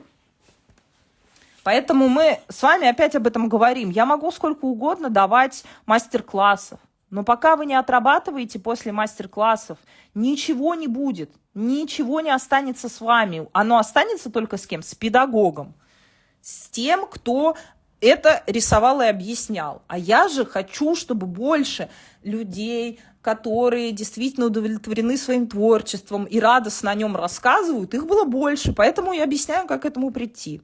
Вот. Так что видите разницу, то есть, понимаете, есть везде, есть какой-то смысл, да, то есть мы пытаемся с вами не... Я не говорю, как правильно. Видите, правильных там вариантов, верных, может быть много даже, возможно, еще каких-то. Но как избежать ошибок? Самый легкий путь избежания ошибок. Мы с вами уже на него зашли. Это сейчас работа с пятном в карандаше, чтобы мы понимали, что мы рисуем с вами не линии пересечения, линии вот эти, а именно пятна. И именно пятна темные, светлые дают нам реалистичность окон. Еще раз, да, окон, дверей, неважно чего, мы с вами дальше еще будем об этом. Итак, удлиненные окна, они у нас встречаются во всех стилях этого периода, то есть это 18-19 век, очень-очень полноценно. Мы с вами сейчас плавно перейдем потому что уже пора бы, к барокко. Правильно, что я разделила на 3 занятия. Вот. Потому что классицизм очень классный, да, и на самом деле здесь очень много зданий вокруг нас как раз в стиле классицизма. Алена, так, Настя объясняет и мотивирует, объясняет. Я стараюсь, потому что я знаю, что это действительно важно. Мне правда хочется научить, не знаю, миссия у меня такая. Вот. У меня какая-то очень острая потребность отдавать, поэтому даже когда я устаю. Вот. И классицизм встречается все чаще, и так обидно по-дурацки в нем делать ошибки, да, вот поэтому, пожалуйста, отработайте его хорошо, он в нашей архитектуре прям везде, везде. А теперь мы с вами, да, не очень приятно. Вот, а теперь мы с вами перейдем уже от классицизма к барокко, и будет тоже интересно. Но мы будем с вами возвращаться и к классицизму, и потом ампир, когда будем проходить, тоже немножко будем плавать. Это 3 стиля, которые в целом очень сочетаются, да. Значит, барокко, оно вообще началось, да, давайте так, оно появилось у нас в Италии. В Италии появилось, да. Давайте возьму ручку. Да, в Италии у нас в конце... Что-то я сегодня разучилась писать. Видите, рисую лучше, чем пишу. Да, в конце 16 века. И оно, в принципе, уже даже в некоторых колониальных странах было до 18 столетия. То есть такого, это где-то Южная Америка наша, например.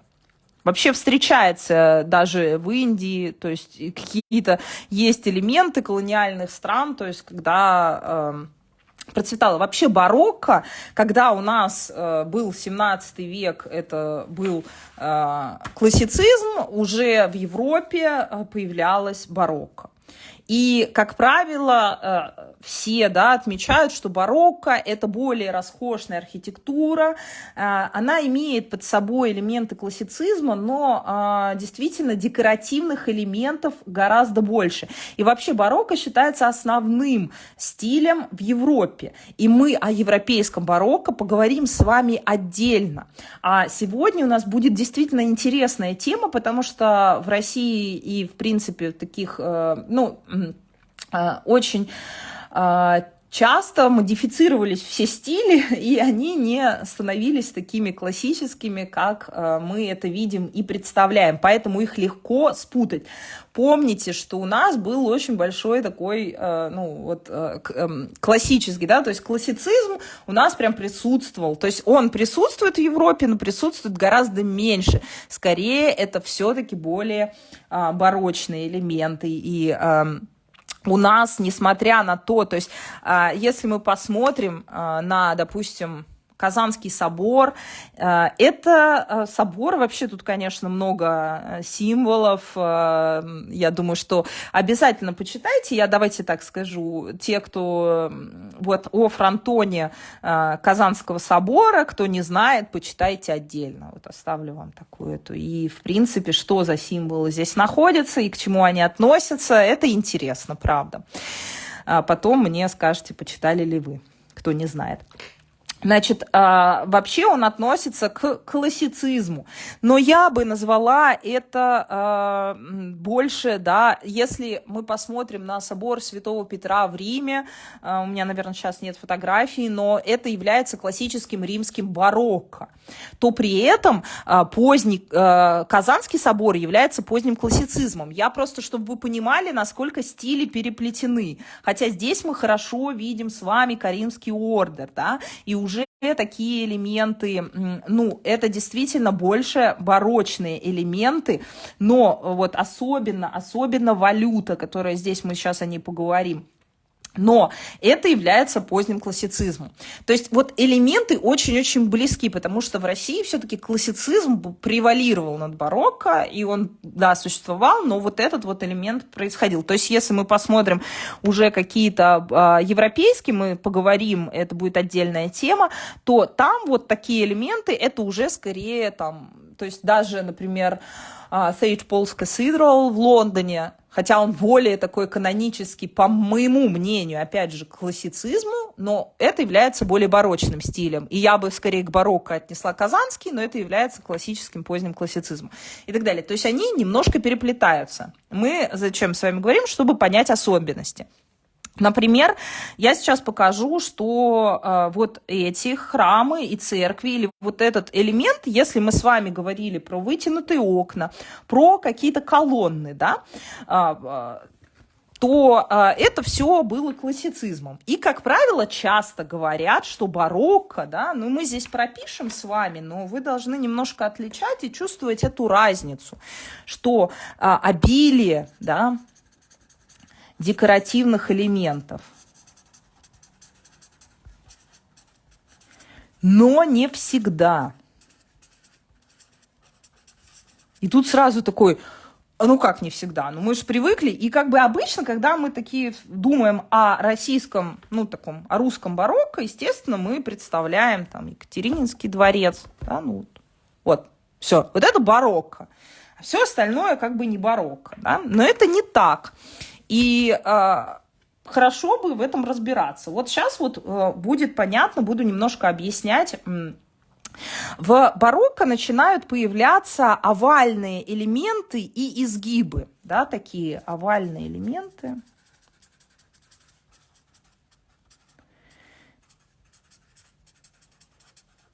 В конструктиве здания.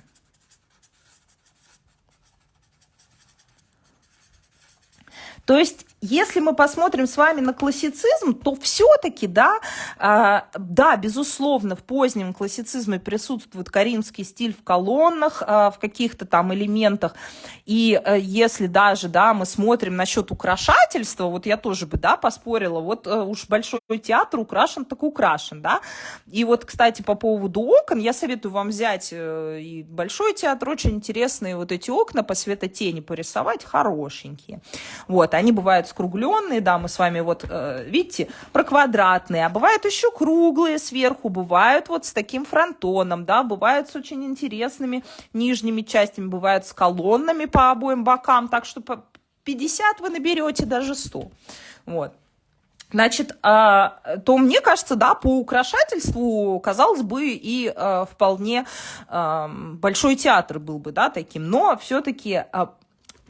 Что я говорю про овальные элементы изгибы в конструктиве. То есть не одним украшательством барокко силен. Здесь мы посмотрим, в самом конструктиве здания присутствуют в основном ровные прямые линии. Вы сейчас поймете, о чем я. И вот здесь, и я советую вам запомнить такой элемент. То есть вот он отдельно. Вот так. Он бывает вот такой вот скругленный, отдельно его зарисовать. Такой вот с барашком, да, ну вот так вот. И это у нас валюта. Мы немножко об этом говорили, когда сегодня про ионический ордер говорили. Там присутствует. То есть это такой барашек, и она присутствует в барокко. Даже если... То есть это, понимаете, для того, чтобы определять стили, не всегда даже вот это вот, знаете, вот это скучное, ну, классицизм, он такой с колоннами, барокко, оно такое помпезное. Не так, надо немножко копнуть чуть-чуть поглубже. И что мы с вами, самое главное, это определить 1, 2, 3 основных особенности, которые у другого нету. То есть прям совсем нету. А что такое помпезное? Помпезное у рококо тоже. Ну, помпезное, чуть-чуть, но это как-то не, понимаете, не правильное определение. Итак, вот здесь вот появляются валюты. И появляются вот такие... лопатки на стенах, то есть белые лопатки. Это не колонны, это такие, такие псевдоколонны.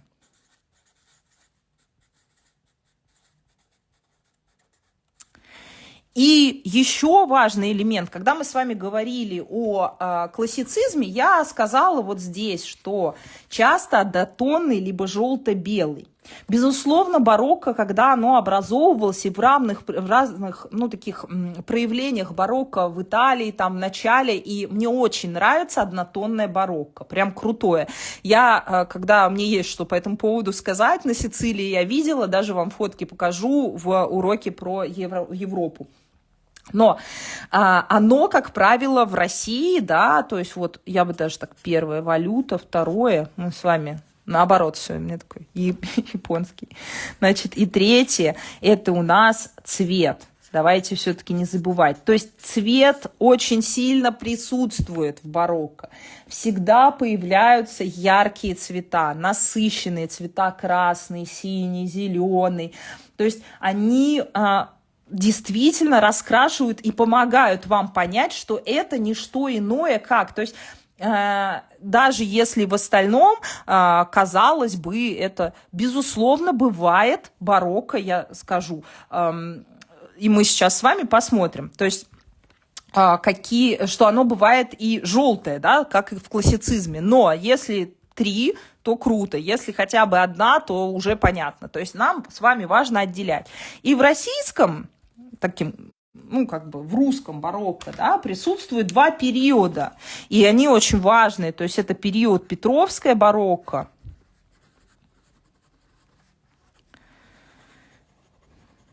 Это 1700-е, 1740-е года, где-то так, по-разному там. И Елизаветинское.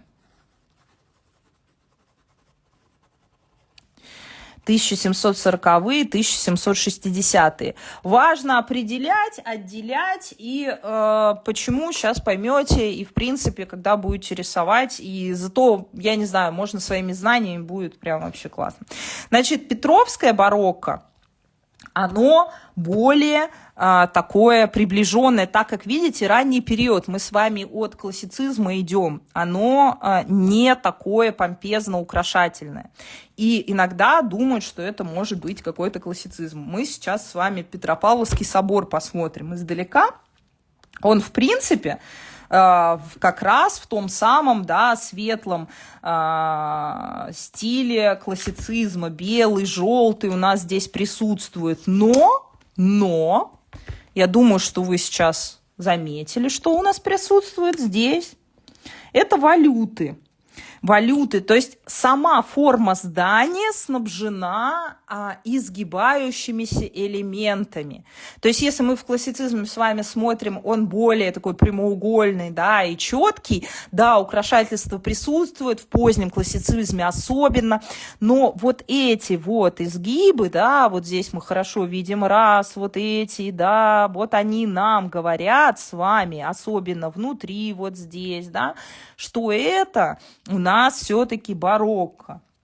Такое чисто, да, российское раннее, но присутствует не только в России, будет присутствовать в разных странах где-то. Просто оно ближе, да, к классицизму. И вот эти вот лопатки колонн, которые у нас колонны, не совсем колонны. То есть если здесь мы тоже можем сказать, ну, вот видим портик, то это у нас вроде как классицизм, да. Отчасти да, но нет. Вот эти вот накладные элементы, которые такие белые, как правило, и они тоже один из таких ключевых моментов, по которым можно стиль отличить. А вот окна, о чем я и говорю, они высокие, все длинные, и они очень совпадают. Поэтому мы с вами можем смотреть и тот стиль для рисования окон. Вот здесь вот видите, как раз они с какими-то фронтонами. У нас, безусловно, в стиле проявляется барокко в России, когда появляются ангелочки очень часто, то есть это вот классический такой стиль, но появляются ангелочки, это уже барокко сразу. Без ангела был бы классицизм. Понимаете, да, здесь? То есть у нас начинается легкое украшательство, такое не помпезное. Если мы посмотрим, тоже вроде как можно было бы подумать, что стиль классический, но нет, валюты. Мы видим валюты, мы видим вот эти вот изгибы здания, формы самого здания. И накладные наши лопаточки такие, колонн. И у нас сразу это барокко. Тоже. Вроде бы, да, идем такие, смотрим, но однозначно, да. Ну, я думаю, что понятно. Вот опять же, изгиб формы. То есть в классицизме был бы прямоугольная часть. А у нас здесь она какая? Овальная. То есть появляются овалы, у нас уходит из архитектуры вот этот вот крест и квадрат. То есть появляются все-таки изгибы, появляются изгибы форм вот здесь вот. И у нас с вами сразу можно сказать, и опять вот эти вот как бы накладные колонны, а тут еще и цвет, то есть у нас явно цвет начинает нам тоже подсказывать, поэтому я вот так вот определила. Часто вот про этот момент будете искать, и не всегда о нем говорят просто про помпезность, роскошь, но как бы благодаря насмотренности я, ну то есть, естественно, о валютах никто не скрывает, это не мое открытие, дело не в этом, дело просто в том, что часто именно только, и бывает, что только по ним вообще можно определить, прям точно, да, вот. Вот, например, здесь уже больше у нас элементов, и мы видим, у нас появляются разные скульптуры, обилие форм. Какой у нас здесь, да, вид колонн, я думаю, уже все знают, что это Каримский. Вот, и мы сразу видим, но самое главное, что опять вот эти либо завитки, либо изгибы овальные формы. Значит, что барокко, хотя низ будет такой же, как у классицизма, то есть все, но уже цвет, опять же, формы, украшательство, то есть это такое, у нас такая форма. Поэтому я обращаю ваше внимание, об этом следует помнить. Если касательно рисования, да, как же нам это отделять? Ну, вот здесь европейское у меня есть. То есть здесь Обязательно вам необходимо прорисовать несколько зданий в барокко, да, в этом стиле. Ну, вот почему-то, вот.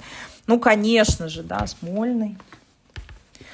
Здесь как раз пересечение с предыдущим уроком. В чем оно заключается? В том, что мы видим вот эти купола, которые, помните, мы там с вами говорили про одну форму куполов в барокко, они вот нарочито такие, знаете, увеличенные, расширенные, то есть это присутствует этот элемент. Присутствуют вот эти изгибы, да, изгибы линий очень хорошо видны. И тут можно взять, не обязательно рисовать все. Вот она, валюта наша, смотрите, раз. Возьмите элемент, возьмите фрагмент, запомните. Просто когда вы видите здание, вроде бы такое классическое, но тут такое хоп, где-то так раз, такое что-то вот, оп, и все. И вот, а дальше у нас идет то же самое по классицизму. Получается, что мы с вами элементы рисуем, что у нас уже барокко. И это барокко, оно будет встречаться в западноевропейской архитектуре гораздо больше, чем вообще в русской. Поэтому запоминать его все равно придется. И что касается украшательств и элементов, мы не рисуем вот эти вот элементы, все прорисовать невозможно. Мы с вами будем рисовать светотени. Поэтому сейчас что-нибудь такое, где-то вот у меня не все. Ну, давайте, даже если самую простую, да, мы возьмем, вот опять у нас валюта прекрасная. То есть мы что с вами можем взять? Мы с вами берем и рисуем светотени, элементы. Я не знаю, что это. Я знаю, что там что-то такое. Я представлю, что у меня вот как раз небо не отрезает все, а вот здесь вот это темнее небо. И я вижу какие-то темные, светлые элементы. По сути, именно создание пятен, если вы научитесь владеть и рисовать пятном, то, по сути, ну, как бы вы поймете основной момент в рисовании, что мы рисуем пятна, а не объекты, мы рисуем то, что мы, ну, вот сейчас способны увидеть, заметить в какой-то период времени. То есть вот я здесь определяю, да, где-то может быть не так ровно, там еще что-то, это не важно, ровность получится. Можете взять любой архитектурный элемент из этого стиля. Здесь что мне нужно? Я могу вообще оставить так, глаз достроить. Могу просто намекнуть на форму. За счет чего? За счет пятна неба. Здесь рисую тень. Потом опять, вот кто-то там говорил, уже я читала, наличники, да я замучилась. Ну да, а что? Это большой труд рисования. Если ваши близкие сомневаются, посадите их за мои уроки. Больше они не будут сомневаться, что это тяжело. Ну и говорить, что вы что-то там не работаете или не делаете. Вот это прям... Значит, вот у нас элемент. То есть мы с вами рисуем светотени. Где-то сильнее, где-то мельче. Где-то более глубокие отделяем. То есть вот у нас глубокая тень пошла. Так и учимся запоминать какую-то общую форму. Да. И вот эти элементы вам нужно не рисовать элемент. То есть как раз детская история будет когда? Когда мы, элемент. А что мы рисуем? У него же нет границы. Свет и свет сливается, тень и тень сливается. А у нас получается, я рисую, как будто бы обвожу. В мире нет обводки. Да, вот она. Реалистичность получается, когда мы рисуем светотень. Буду повторять, буду это занудно это повторять. Но надеюсь, что это действительно как бы выведет на новый уровень. Так, и там что-то такое. Что-то темное, что-то светлое. Значит, и здесь эти элементы. Тут какая-то тенюшка падает, да. И дальше. Вижу вот от него какие-то элементы там идут. И так далее. Я сейчас прям вообще схематично рисую. Этого достаточно. Надо понимать, уметь схватывать пятна. И вот тут мы не прорисуем все элементы, да, мы с вами все равно упростим. Но именно светотени нам дадут понимание, что это такое. То есть здесь, конечно, вся эта часть у нас темная, от нее еще у нас какая-то падающая тень есть. Здесь прикольные элементы, такие, если можно так выразиться, более расширенные, увеличенные. И тут у нас что? Опять у нас тень. Ну, можно даже вот ее даже и не прокрывать. То есть это просто я вот так вот, да, с какого-то... И мне, почему я сейчас сплющила, просто мне не совсем удобно, я так отвлекаюсь, не сверху рисую, немножко так. Но такой вид возможен, когда ты смотришь снизу. Здесь фотография более такая. Вот. Итак, то есть мы с вами пятнами разрисовались, и вы можете взять, очень есть красивые барочные элементы, увеличить, найти их и понять опять, что даже самый страшный элемент, самый сложный и какой-то вот такой, сейчас загрузится, он на самом деле не такой уж и страшный вживую, что по сути это все пятно, которое какую-то тень за собой несет. То есть если я там буду вот это вот прорисовывать, я все равно буду рисовать все те же, вот смотрите, все те же светотени, то есть я что-то такое. Даже вот смотрите, если я захочу это упрощенно прорисовать, то есть я возьму и нарисую вот эту вот кракозябру, да, такую вот, где у нас светлое, темное, светлое, темное, светлое, темное, здесь сзади светлое, темное, вижу тень, вижу линию тени большую, более темную, вижу снова козыречек и линию тени, здесь снаружи у нас будет более темное. Так, надеюсь, что хорошо и понятно. Я прям вообще схематично, но именно это нам и важно. То есть все те наши сложные элементы оказываются не такими уж сложными и страшными, когда вообще-то мы не стараемся их там рисовать, а стараемся рисовать пятно. Ну, какие-то. Когда мы особенно будем смотреть с вами на общий облик того, что мы вот видим, то есть я какую-то вот входную группу с вами сейчас здесь прорисовываю.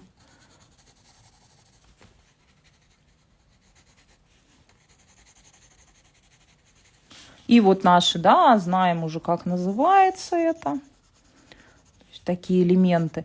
Взяли какой-то карандаш, поплотнее сделали тени в теневых участках. Сразу объемчик у нас появится. Не знаю, вот какая-то такая штука непонятная здесь. Значит, так и рисую непонятную штуку с элементами.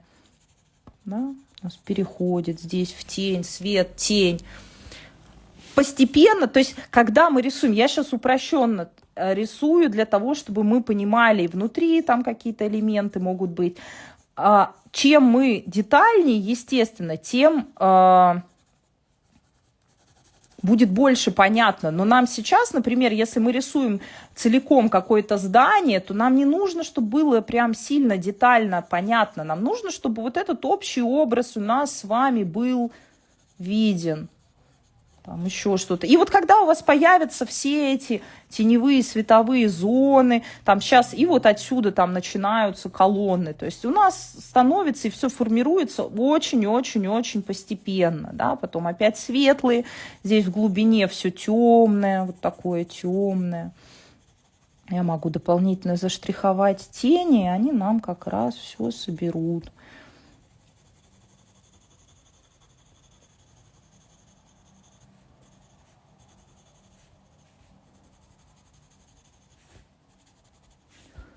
Здесь не пренебрегаю теневыми зонами. И внутри теней еще темнее, да, какой-нибудь элемент. Можно взять даже другой карандаш.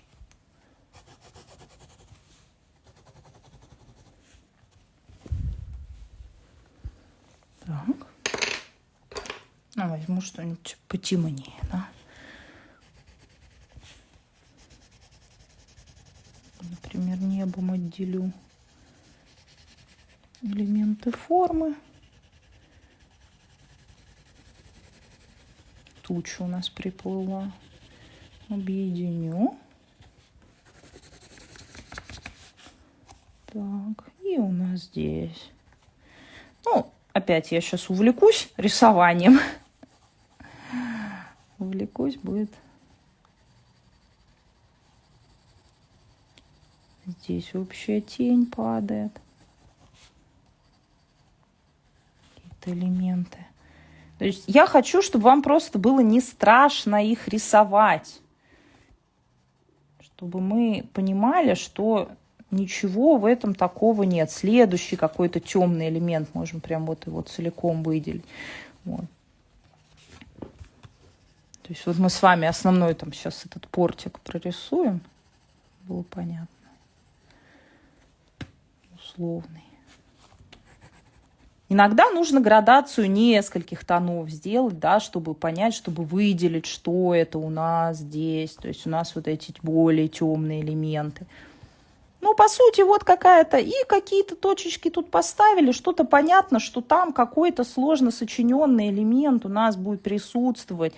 Вот наша колонна снова, тут у нас тень, и за ней снова у нас какая-то более теневая зона.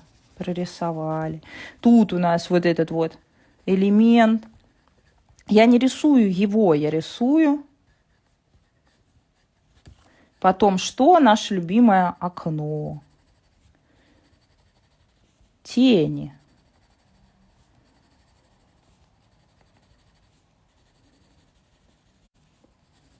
Может быть, тени падают на него целиком. Какие-то элементы здесь.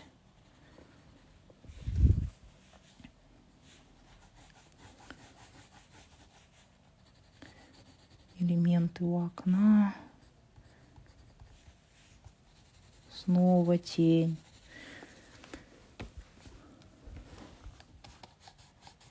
Ну, я думаю, что вам понятен принцип уже, но просто показываю, что даже какую-то сложно сочиненную, опять же, не страшно рисовать.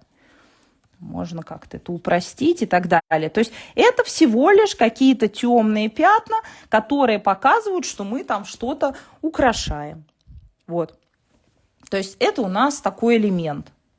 Поэтому видим пятно, рисуем вот эти пятнышки, точечки и все такое. То есть что у нас там что-то есть. Это если касается нашего... И как раз мы с вами пришли и, собственно, зарисовывали мы Елизаветинский дворец.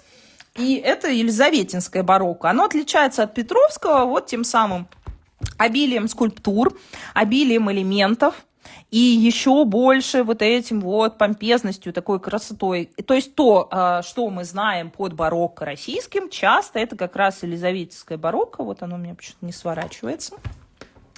Так. Напишите, как меня там видно, понятно, слышно и все такое. То есть вот я уже Смольный сегодня показывала.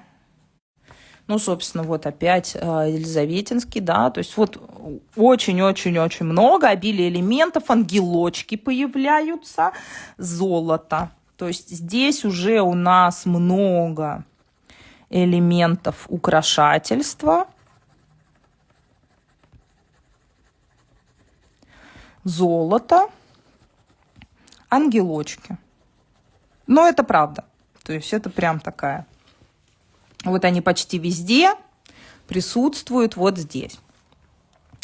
И как раз, то есть, но вот эти элементы, которые мы с вами отмечали, они и здесь есть. То есть здесь просто добавляется больше. Уже мы посмотрим, вот она опять валюта. Вот они там, даже вот эти вот колонны, то есть есть сами колонны, да, а есть как раз вот эти вот накладные такие наши лопатки колонн. И, собственно, цвет. То есть цвет мы видим. И уже как раз отмечаем, что это барокко. Так, то есть я не обучалась в художественной школе, смогу это все нарисовать. Я тоже не обучалась в художественной школе. Рисую, как видите. Это тоже не секрет. Значит, главное желание и много учиться. Значит, можете все, да, каждый, кто и не учился. Представляете, у меня нет художественного образования, я очень много просто занималась уже отдельно и академическим рисунком в том числе.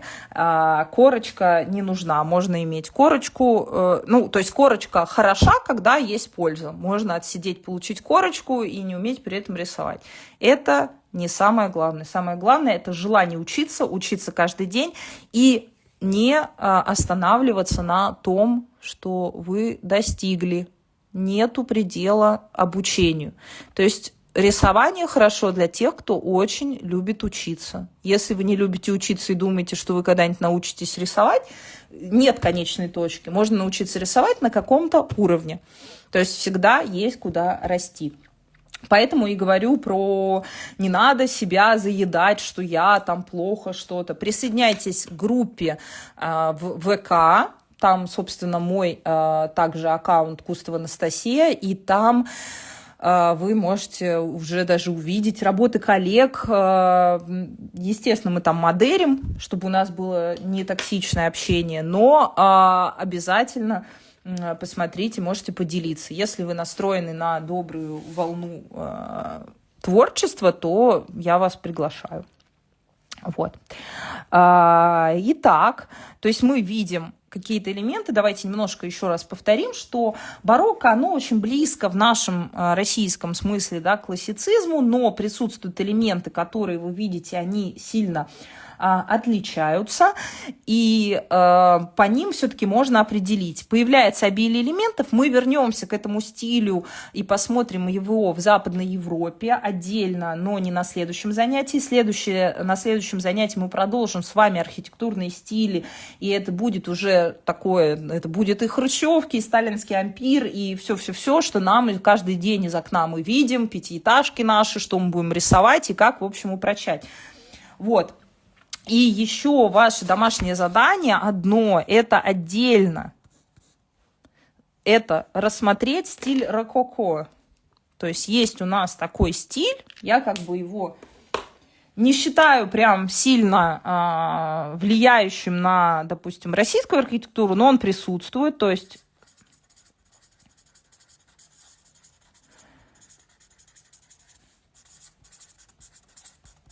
самостоятельно.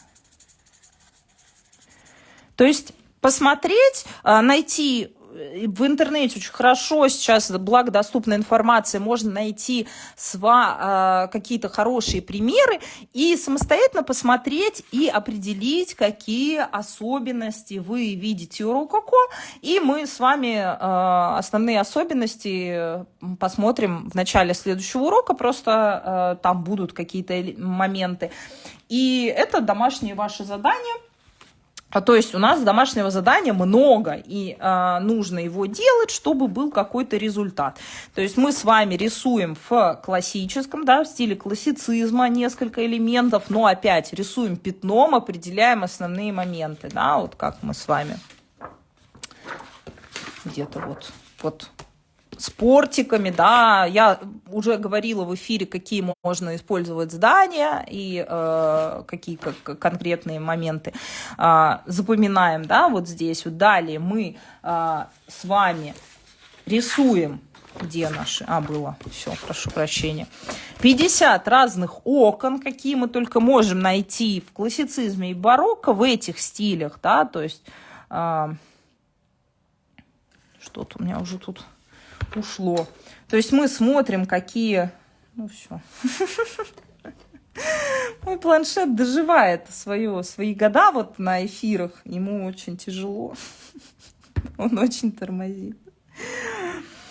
Вот, то есть мы с вами смотрим, какие у нас бывают окна. Вот видите, тут еще куча шашечек, но все эти окна будут разные, потому что они отсвечивают по-разному, они совершенно по-разному выглядят внутри, рама покрашена по-разному. Нет ни одного одинакового окна в мире. Поэтому рисуем 50 разных окон. Каких-то, можете 8 взять моих, я их засчитываю, и дальше продолжить свои. То есть это будут, я вам уже подсказки раздала, здесь будет много-много разных. Да? И смотрите и запоминайте. И уже дальше обязательно найти какой-то пример для себя в стиле барокко, не обязательно рисовать все здание, возможно, это какие-то некоторые элементы, но лучше, да, для себя определить и стараться эти элементы не рисовать, а упрощать. То есть делать другой штрих. То есть если мы с вами в каких-то таких элементах там штрихуем, я сейчас говорю, к штриховке вообще не касаюсь ее, там, правильность, неправильность. Пока штрихуйте, как вы считаете нужным. Главное, штрихуйте. Главное, просто чтобы определялся тон. Значит, но вот эти элементы фигурные, понимать, что мы берем какой-то другой штрих, и что если я вот там, например, вот так вот намекну, то смотрите, внезапно у нас в коринфском стиле появится колонна, будет она здесь. То есть, что мы за счет штриха с вами, да, за счет штриха можем уже даже сделать какую-то сложную форму, хотя на самом деле я поставила 3-4 точки. И вот это важно, то есть не обводинга вот это вот элементов всех, какую-то ерунду делать, а вот делать просто светотень. Очень сильно вам поможет это в дальнейшей практике. Уже об этом говорила. Так, готова ответить на ваши вопросы. Сейчас в течение нескольких минут переключусь на себя, наверное. И уже будем сохраняться.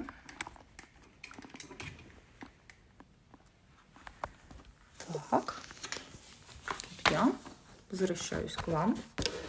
Вот моя штука, с которой я снимаю, поэтому немножко болтается. Бывает. Вот. Я ее отодвину. И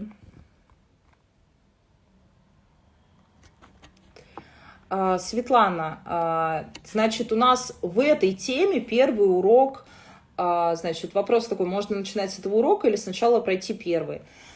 Я повторяла и буду повторять это. То есть у нас как бы вы можете начать с 4-го сезона, да, вот с этого урока. Нет проблем. Как бы, но это все на абсолютно ваши. Если вы только начинающий, где-то будет сложновато. Потому что я методически объясняла предыдущие 4 года, 3 сезона предыдущих, какие-то моменты. Безусловно, этот сезон отличается, и он оторван по смысловому, он тоже полезен. Но это не отменяет всех остальных 3 сезонов предыдущих. Просто по той причине, что, естественно, здесь очень легко понять. Вы начнете сериал с 4-го сезона смотреть. В принципе, будет понятно, кто кому там муж, брат, сват и так далее. Но не все будет понятно, и как бы общие истории героев, возможно, тоже. Ну, то есть проблем нет, но я всегда рекомендую проходить, наверное, сначала, а не с конца. Так будет всегда полезнее. Вот и все. Так. Впервые радостное чувство, когда мне задали много домашки. Но у нас есть целая неделя, и я вижу, сколько за неделю, я даже столько не задавала, сколько многие делают. Конечно же, никто вас проверять не будет. Это ваша личная практика, ваша личная польза. Но я просто как знаю, какой будет результат, и он будет очень классный. И поверьте, если вы пройдете, вы ни разу не пожалеете о том, что вы сделали для себя в первую очередь. Вот. Поэтому здесь домашка, я как бы не берусь, если вы сделаете 49 и не 50, это ваша ответственность, вы же взрослые люди, 2 никто не ставит. Это просто, чем сделаете 100, то прибавите еще в 2 раза больше, у вас будет практики, и вы тогда вообще окна будете из головы лепить на акварельные работы, какие хотите, будете вообще, не будет у вас вопроса, он скажет 10 разных окон, он такой, да, я могу 10 разных окон, ну просто потому, что у вас будет, вы такие сами себе в свой же сундучок заглянули, взяли 10 разных окон, да вы 100 рисовали, вы 10, да тьфу вообще, вот. И это как бы как раз самое-самое главное. Так. Спасибо огромное, очень интересно, на все взглянула по-другому. Я рада. Я смотрела первые 3 сезона, но перед 4-м пересмотрела их вновь. Очень полезно освежить. Классно. Потому что, во-первых, вы растете, у вас опыт другой. И, возможно, та же информация ложится на этот опыт по-новому. Это всегда полезно. Да, так. Параллельно я боюсь, что вы просто не успеете. Очень много информации, будет каша. Но это, знаете, получится много и ничего. Если выбирать, то давайте сначала тогда в этот, который текущий, а потом вернетесь к предыдущему. Ну, хотя бы предыдущий урок посмотрите. Спасибо. Да, какой кайф, когда учишься осознанно. Ну, поэтому я преподаю взрослым, да, когда у нас есть уже база, мы уже много чего знаем, и самое главное, да, нашим, что, правда, двоек не ставят. Не нужно, вы отвечаете только перед самими собой. И вот эта вот радость и удовольствие в процессе, в познании, она у вас с вами, это ваш какой-то такой вот важный. Я очень люблю учиться и буду это делать каждый день, и для того, чтобы делиться в том числе. Но это возможность как раз быть здесь и сейчас, в моменте, смотреть на это, наслаждаться и действительно получать результат. То есть тот наслаждение процессом, который приводит к классному результату. Поэтому те, кто делают, я знаю, что как бы мы вместе идем в этот с вами путь. Я вас поддерживаю. Я вас всегда в этом поддержу и разрешу вам самые кривые домики рисовать и самые ошибки. Лепите все, что... Только лепите, я вас очень прошу. Потому что самая главная такая, мне кажется, глобальная проблема, опять, мы не можем выйти из рамок вот этих вот... За педагогом повторяю, а потом сам не знаю, что делать. Ну и в итоге, да, классно, но я честно, я не тот педагог, который не хочет научить. То есть, как бы, я даю, это просто разное. То есть, сейчас вот будет моя школа и мастер-классы, и да, это платные уроки, да, они некоторые с обратной связью, они могут быть и дорогие, потому что там очень крутая запись, качественно все сделано, много сложного материала, который уже там, да, такой более продвинутый. Но его же нужно уметь получить, взять себе, и чтобы дальше была польза. Мне совершенно неинтересно рассказывать и делиться, что просто, знаете, чтобы делиться этим для себя. Я и так это знаю, я с этим живу. Мне как раз, мне очень важно и хочется вам это отдать, чтобы вы взять могли. А чтобы взять какой-то более сложный материал, я решила, что нам нужны эти уроки, потому что я вижу прям пробелы. Это мы сейчас с вами архитектуры касаемся, а у нас там потом лодки, люди, машины, все, то есть тоже касательно формы. И эти пробелы, эти моменты, вы увидите, как они прям лягут под акварель, под то, что вы, ну, как бы в акварели моменты просматривали, и вы туда их просто засунете, потому что это скелет. Нет, неважно, вы потом акрилом, маслом, чем-то еще будете заниматься, ну просто вот эта вот база запоминаний, база знаний, она ваша, и у вас ее никто не отберет. Самое главное.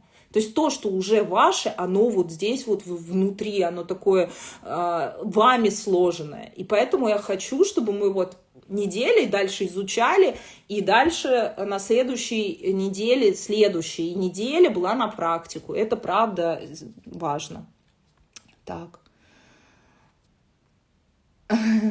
Эти бы уроки перед мастер-классом с Парижем. Ну вот. Зато сейчас уже осознанно смотрим, где какой момент. Да, не просто насмотренность, а нарисованность, конечно. То есть запоминать рукой. Анастасия, на прошлом эфире вроде мелькнуло фото острова мечты, но мы так и не вернулись к этой архитектуре. Вы обещали комментарий. Обязательно верну. Ну давайте, хорошо, Ира. Ну, мы достаточно уже с вами немножко, мы к нему еще давайте вернемся, когда западноевропейскую архитектуру пройдем. Но я надеюсь, что немножко будет понятно, что же я имею в виду. Сейчас я его постараюсь найти. Мы с вами отмечали, ну, то есть это просто больше к западноевропейской архитектуре относится. Очень важны, то есть я сегодня говорила, и мы давайте на нем отметим, ну, такой основной момент, который я сегодня говорила про окна. Помните, я рисовала такие маленькие окна, которые как-то к классицизму, если мы говорим к какому-то такому стилю, они, ну, как-то не вязались, и они оказались пропорционально длинные, и тогда они стали как-то красиво выглядеть. И вот если мы обратим внимание с вами, да, в чем же, ну, как бы хорошая архитектура отличается от не очень качественно сделанной, то мы заметим, что вот здесь окна, да, которые не соответствуют стилевому вообще какому-либо направлению, и они не пропорциональны. Самое главное, это отсутствие, это диспропорция.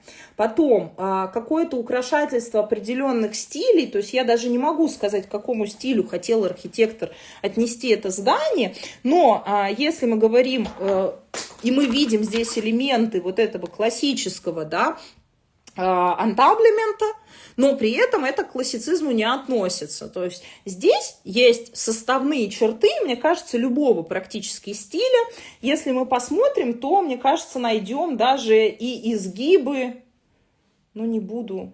Ну, здесь такая омега, да, ну прям, но в подобных зданиях часто и почему-то вот эти вот барочные валюты присутствуют, но, опять же, и диспропорция, и неправильные размеры окон везде, да, нам сразу подчеркивают, потому что в классическом стиле, да, в барокко, ампир, эти стили присутствуют очень часто, и именно к ним идет отсылка. То есть здесь, конечно, больше отсылка к готике. Мы поговорим с вами о готике, о романском, о разнице, когда будем говорить о западноевропейском.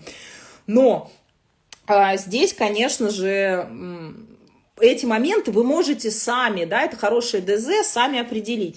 А еще сегодня после урока я дам вам хорошую такую анкетку на стиле, хотя...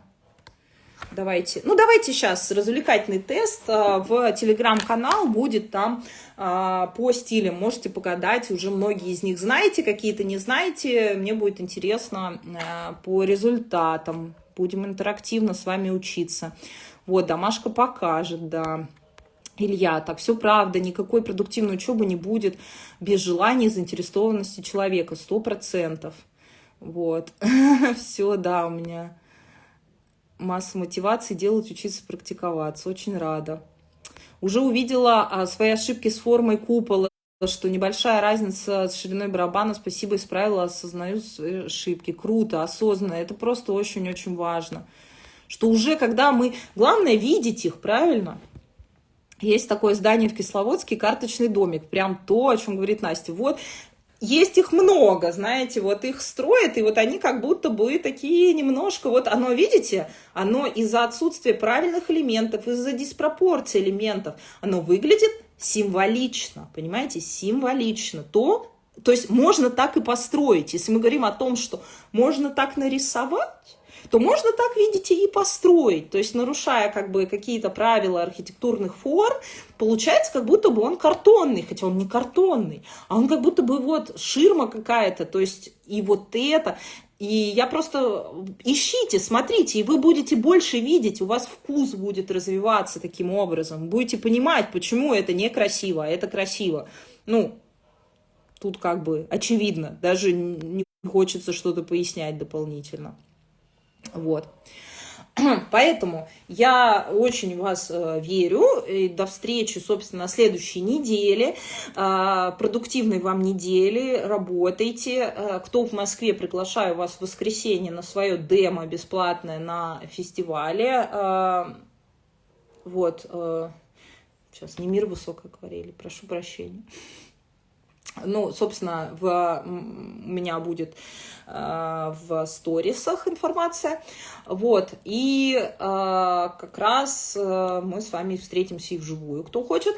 Вот. А так будем с вами поддерживать друг друга. И помните, даже если я не проверяю задания, я все читаю, смотрю, стараюсь отвечать, если там прям сос. И, конечно же, вас очень сильно поддерживаю, потому что...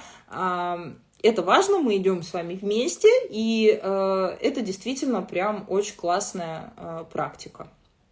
Вот. Ой, как хочется к вам на встречу, приходите. Надеюсь, там будет больше проветриваемости. Вот. Так что, ну что ж, до встречи. Сейчас все постараюсь сохранить. Желайте мне удачи. Вот. И до новой недели. Практикуйтесь, получайте радость